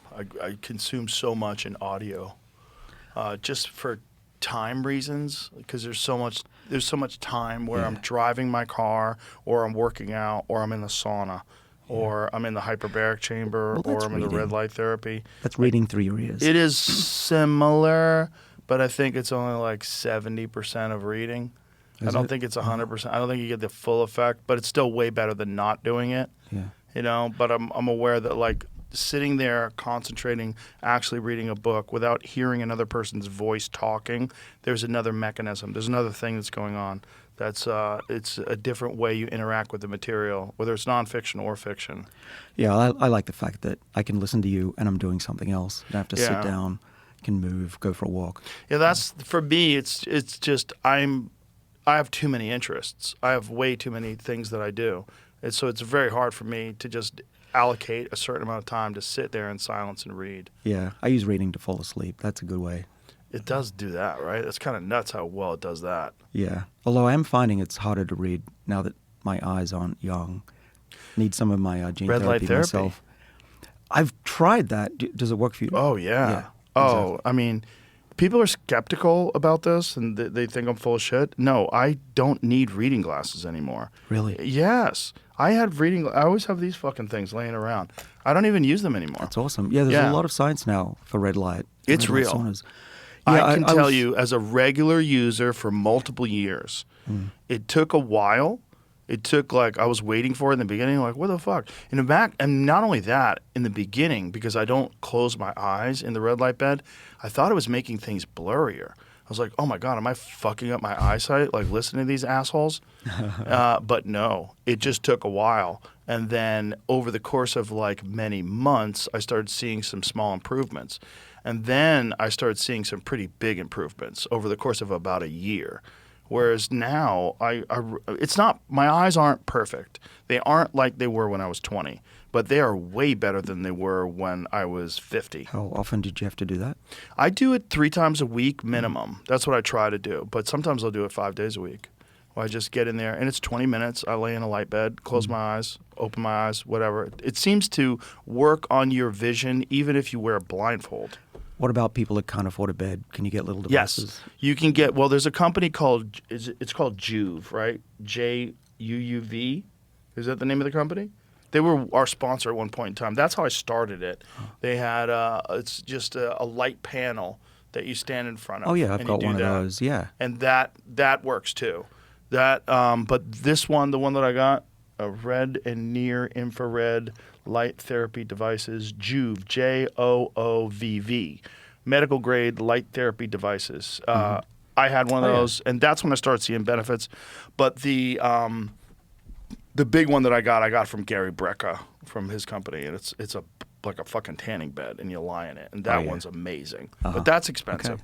But I don't think you have to have that for those kind of improvements. Also improves collagen in your skin, makes you look better, and but for me, the most obvious and profound was the improvement in my vision.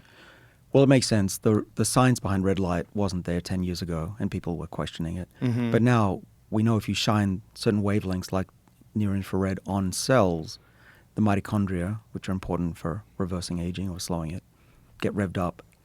It's actually related to Viagra. Long story, but Viagra and red light have something in common, and it does help mitochondria. And that's very important for the eye. The mitochondria actually the most important in any part of your body. The eye is the most important part.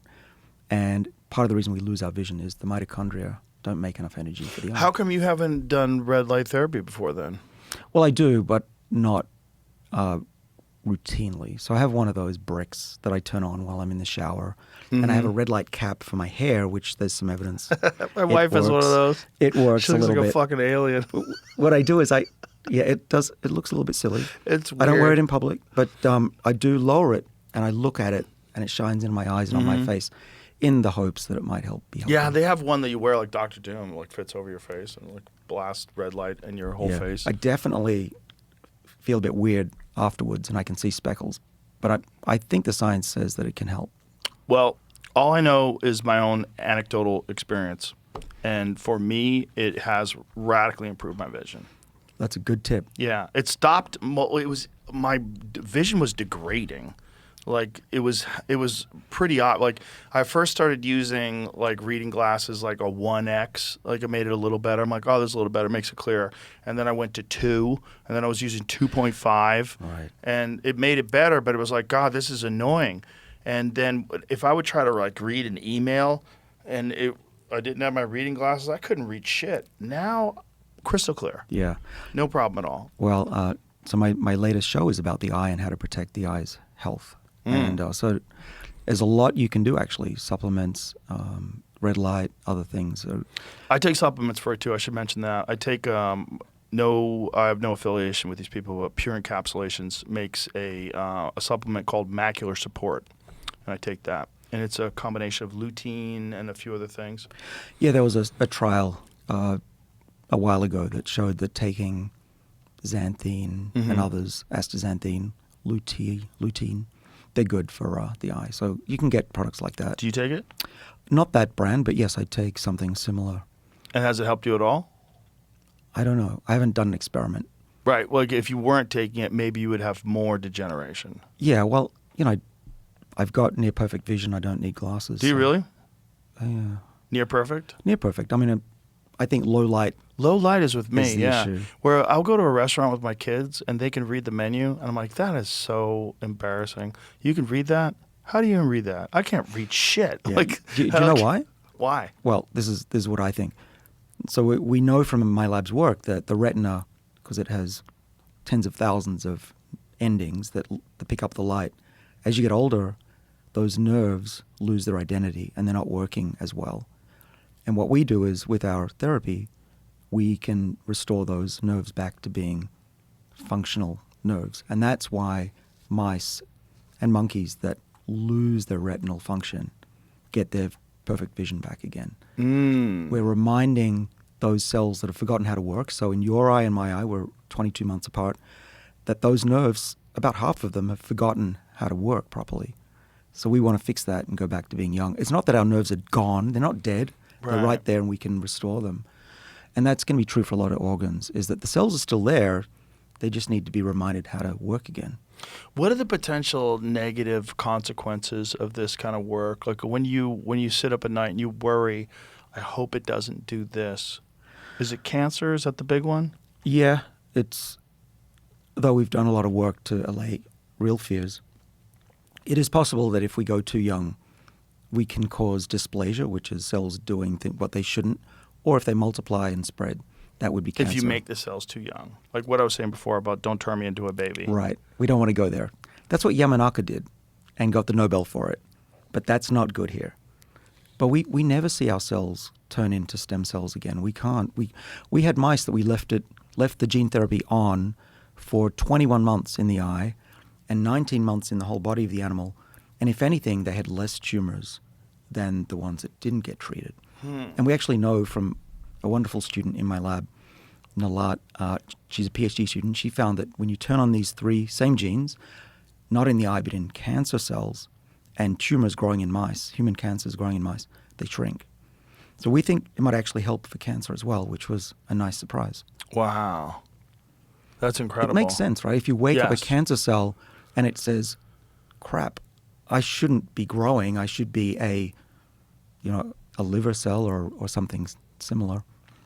Now it kills itself. So we see that. The cells wake up, they realize what they were 30 years ago, and then they kill themselves. What is on the horizon in terms of like what would you like to accomplish or would you like to work on that you can't do currently? Well, lots. Funding in my lab got completely cut last year, and we've managed to survive through donations. Why'd the funding get cut? Was it a USAID thing? You remember there was a spat between Harvard and the federal government? All of the funding to Harvard Medical School got cut. Was that during the time where the president was defending those anti-Semitic comments on campuses? Yeah. Yeah. Allegedly. I'm not getting into the politics, No but yes, need to that get was into the politics, thing. but during that whole thing, yeah. Yeah. So I almost had to fire most of the people in my lab during that episode. It was quite scary, but I God. raised so now my lab survives on donations, not on federal government money. Thank you, friends. Thank you. Well, the thing is, you've accomplished enough to where people are like, I think he's on to something, and I want to live forever. Well, I'm lucky. Most scientists can't raise money like that. So really, really, it's a blessing. And now I'm raising money through a foundation to help other scientists survive. But yeah, it's been a blessing. But your question was, what do I wish I could do? Yeah. I wish I could go faster. I wish I could try multiple approaches so we don't just have one shot on goal. It's going slower than I would want. With a big injection of cash, we could do a lot of trials, a lot of different tissues. We could do a whole body rejuvenation as well. Do you have a website where people can donate? I do. It's lifespan.com. So if you go to lifespan.com, Yep. there's a link there. You Yep, could we have donate a foundation, and we're raising money for this type of research. Is it tax deductible? Depends on how big the donation is. For $10, you get the new magazine that we're putting out, and you learn all about how to live longer. I'm hoping to build the world's largest longevity community of millions of people who can learn how to really live longer and build healthcare from the ground up, because top-down from the government hasn't worked. Yeah. Actually, I have a gift for you. What do you got? I made something for you that's unique. Oh.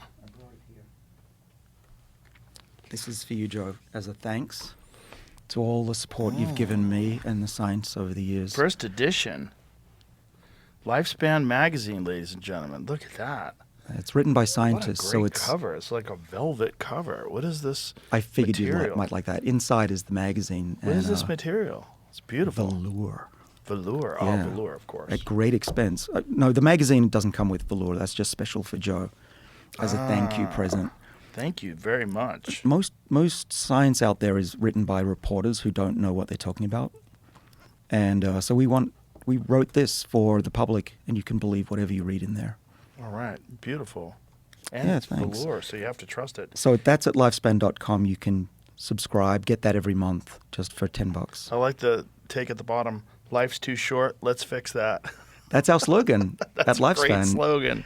Yeah, That's an yeah. awesome slogan.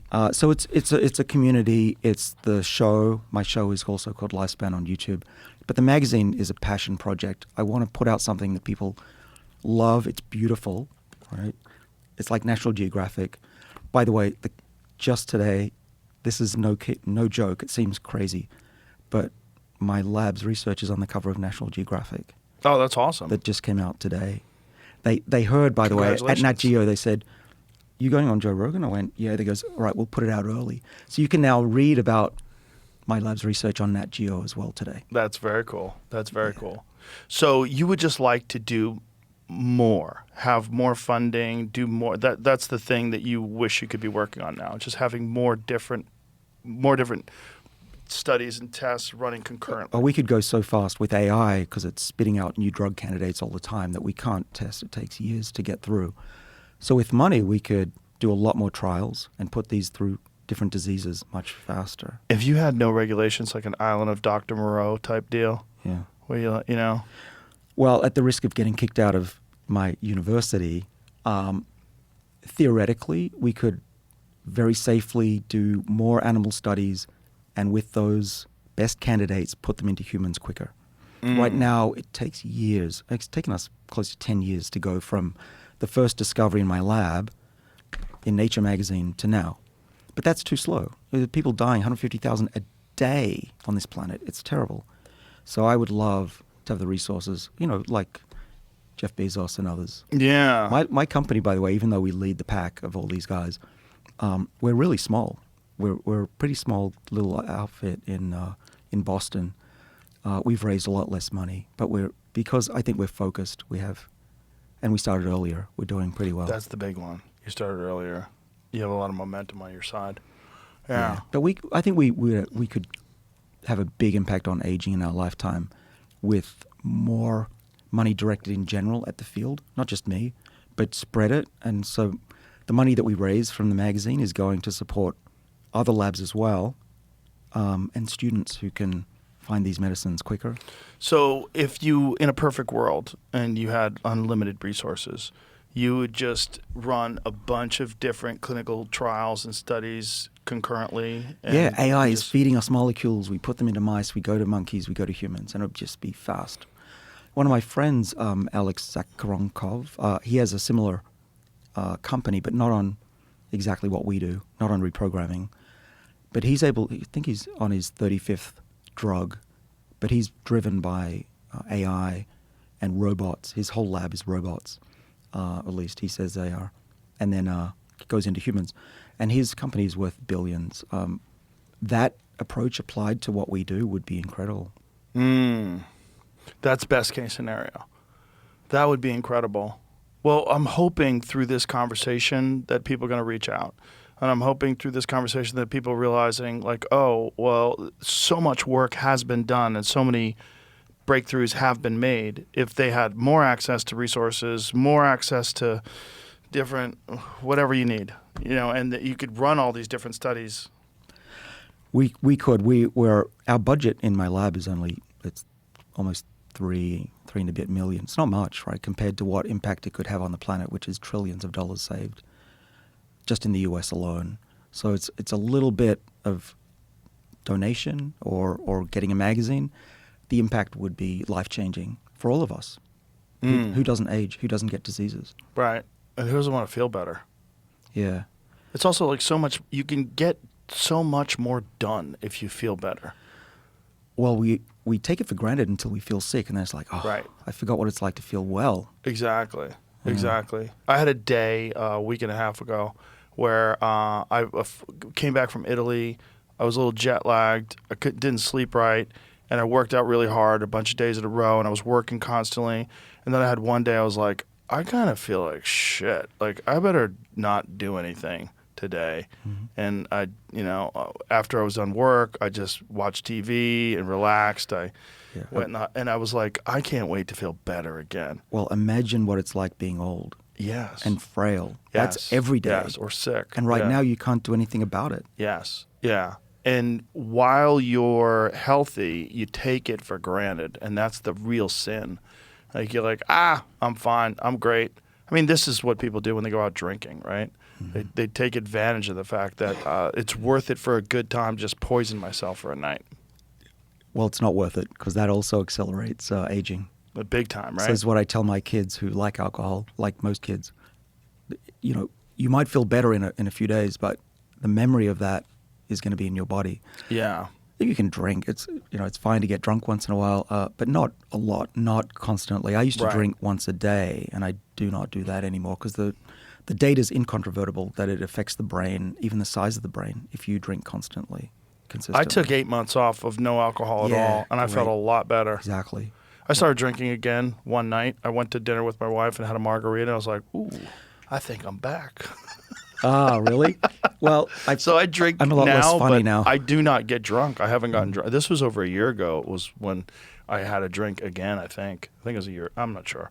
But point is, I have not been drunk since then. Yeah. I will have a glass of wine with dinner, or I will have a shot of whiskey before I go on stage, like a little bit, but I do not get drunk anymore.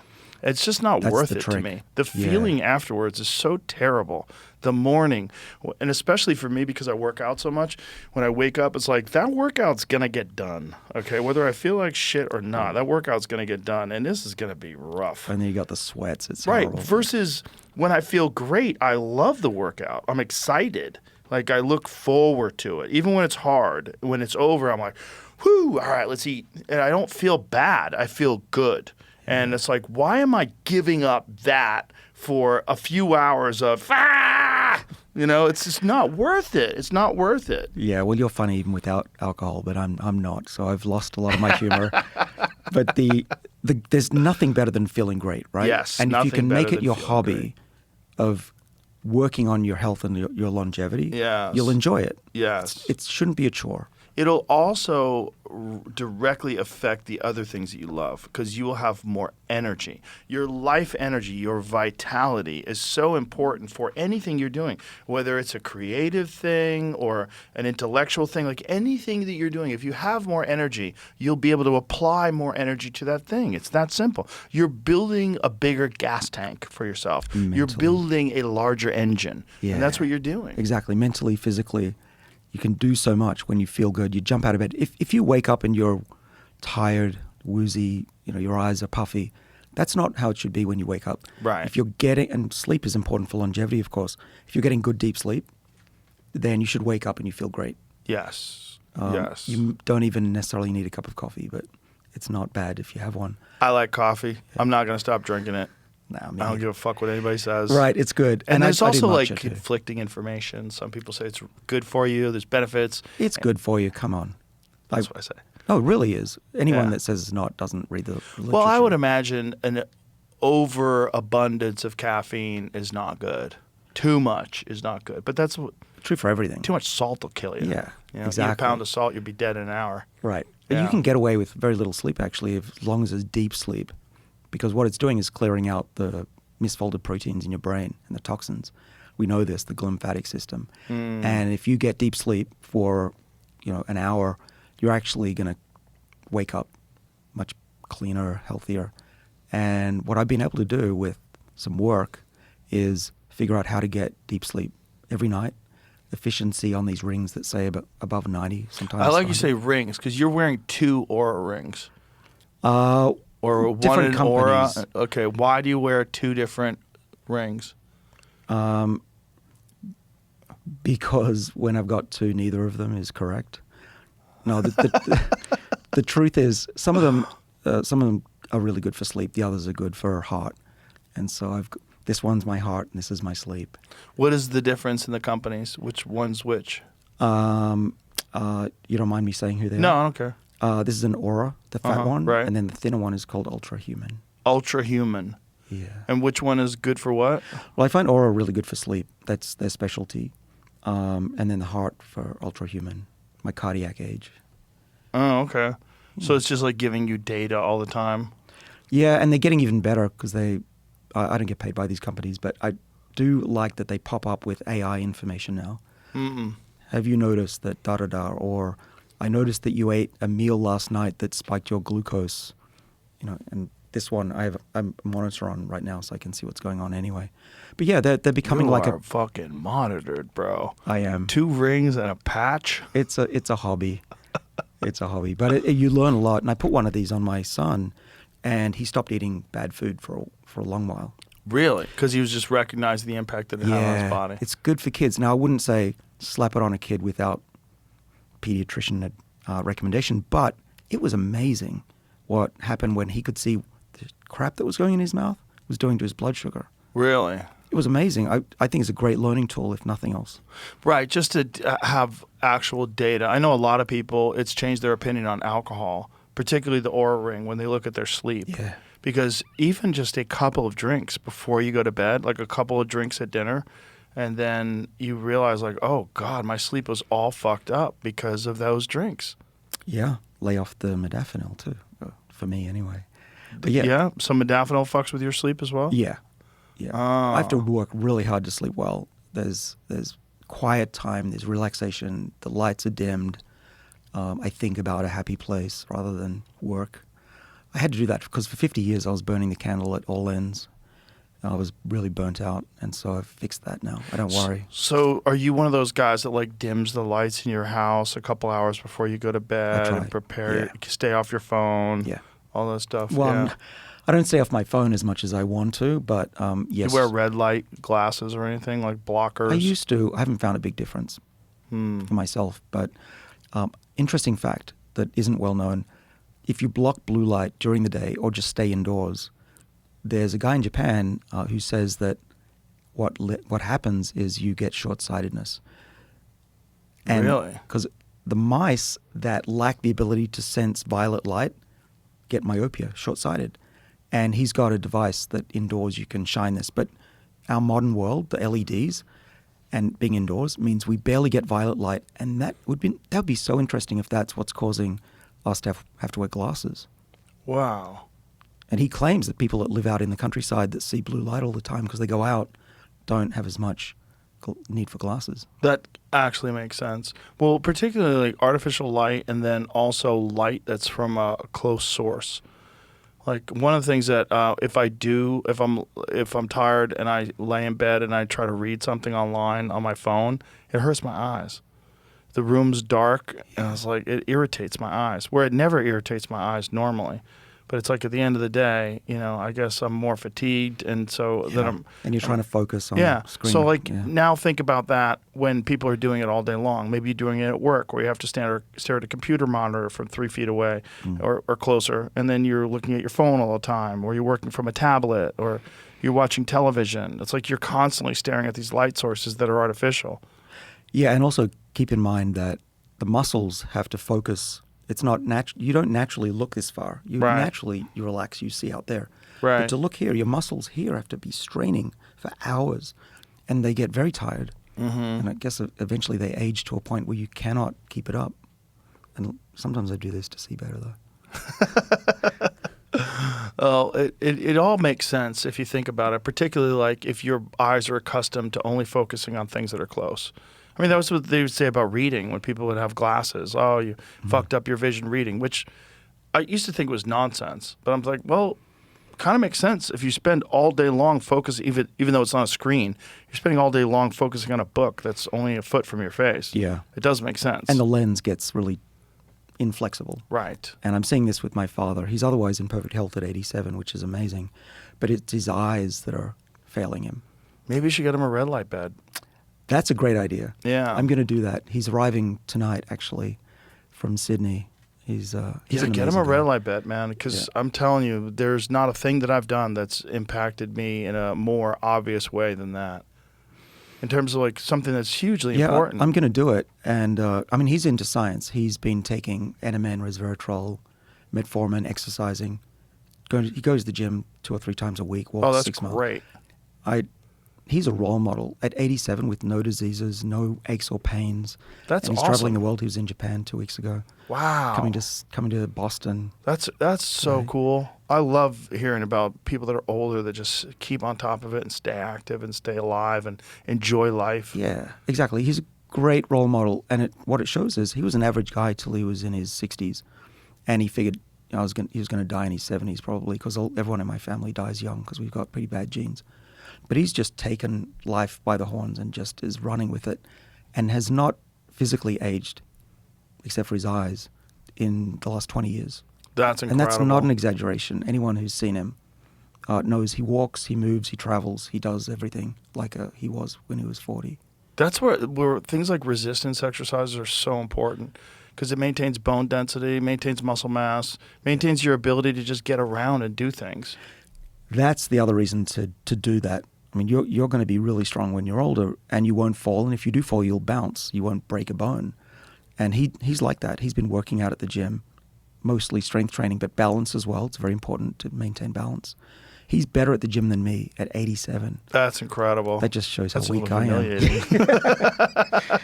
Yeah, I got to go to the gym. How about next time if you have me on? You're going to be buff.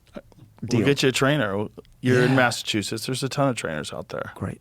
All All right. It's a deal. We'll find you someone. 3 days a week. That's all you need.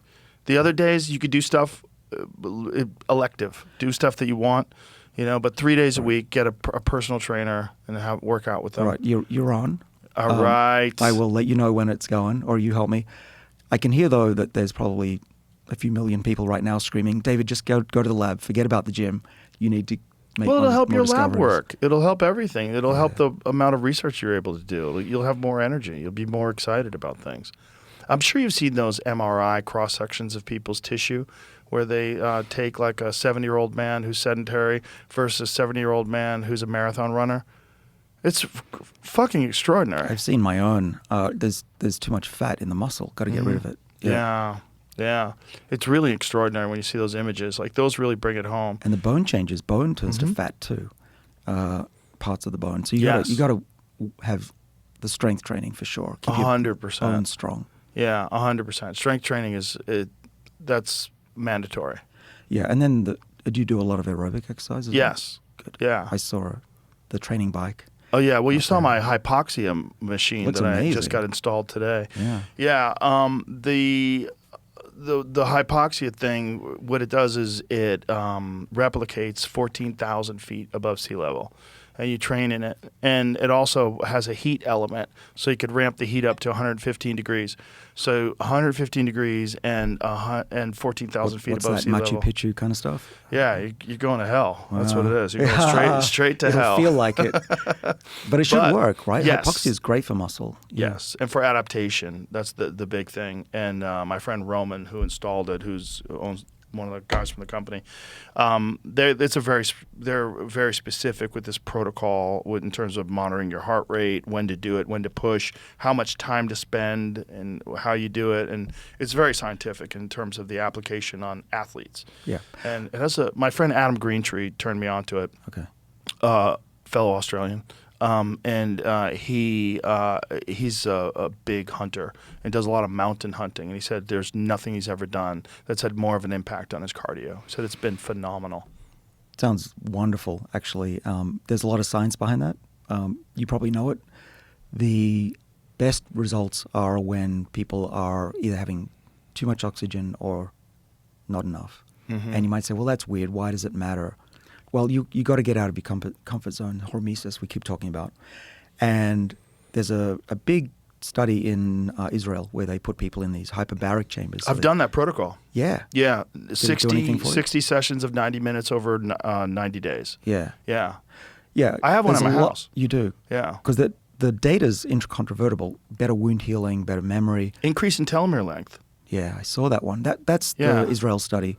Yes. What I thought was interesting was when I went over there myself and sat in that thing, they made a joke over there in Israel, by the way. They said, this gas chamber here that you're going into, made by Germans. I thought, that's not a funny joke. Don't say that again. Anyway, I probably shouldn't have shared that. I did go into the chamber, and what I found out was that they believe what I believe, which is it's not so much the high pressure that's good for you, it's the coming down that mimics hypoxia, which your room will mimic. So the lack of oxygen, or the perceived lack of oxygen from a high state, is the benefit. Interesting. And that makes a lot of sense. You're going to grow new blood vessels, just like Viagra is going to open things up. We actually had a paper, 2012, that found that one of the supplements that I take, which everyone knows about, NMN, could allow animals to grow new blood vessels by getting rid of a protein that accumulates with aging. The bottom line is we could mimic this lack of blood vessels with this pill, but by exercising, it's the same. What I really believe, which is barely talked about in the medical establishment, is that a major reason we get sick when we get older is lack of blood flow. It's rarely talked about, right? Vascular dementia, second largest cause of dementia in the world. Blood flow. And it's the easiest to reverse. You just do exercise or take one of these Viagra. PDE5 inhibitors, Viagra. Or you take my stuff, which is Enaman, which we think also works. Or all the above, which is probably the best approach. I'm 2 out of 3. Hopefully soon 3 out of 3. But yeah, to protect your brain, which is the most important, because you don't want to be old and demented. That's Right. worse than anything.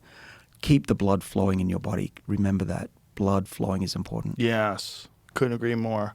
David, you're a treasure. I really appreciate you. Thank you So for being here. You've been so kind, and thank you for getting the word out here about the great science that's going on. Oh, my pleasure, dude. I'm so happy there's someone like you out there doing this. I mean, it's such an enormous benefit to people that are listening, to the world. And you're literally doing God's work. And we'll try to do more. Thank you very sir. much.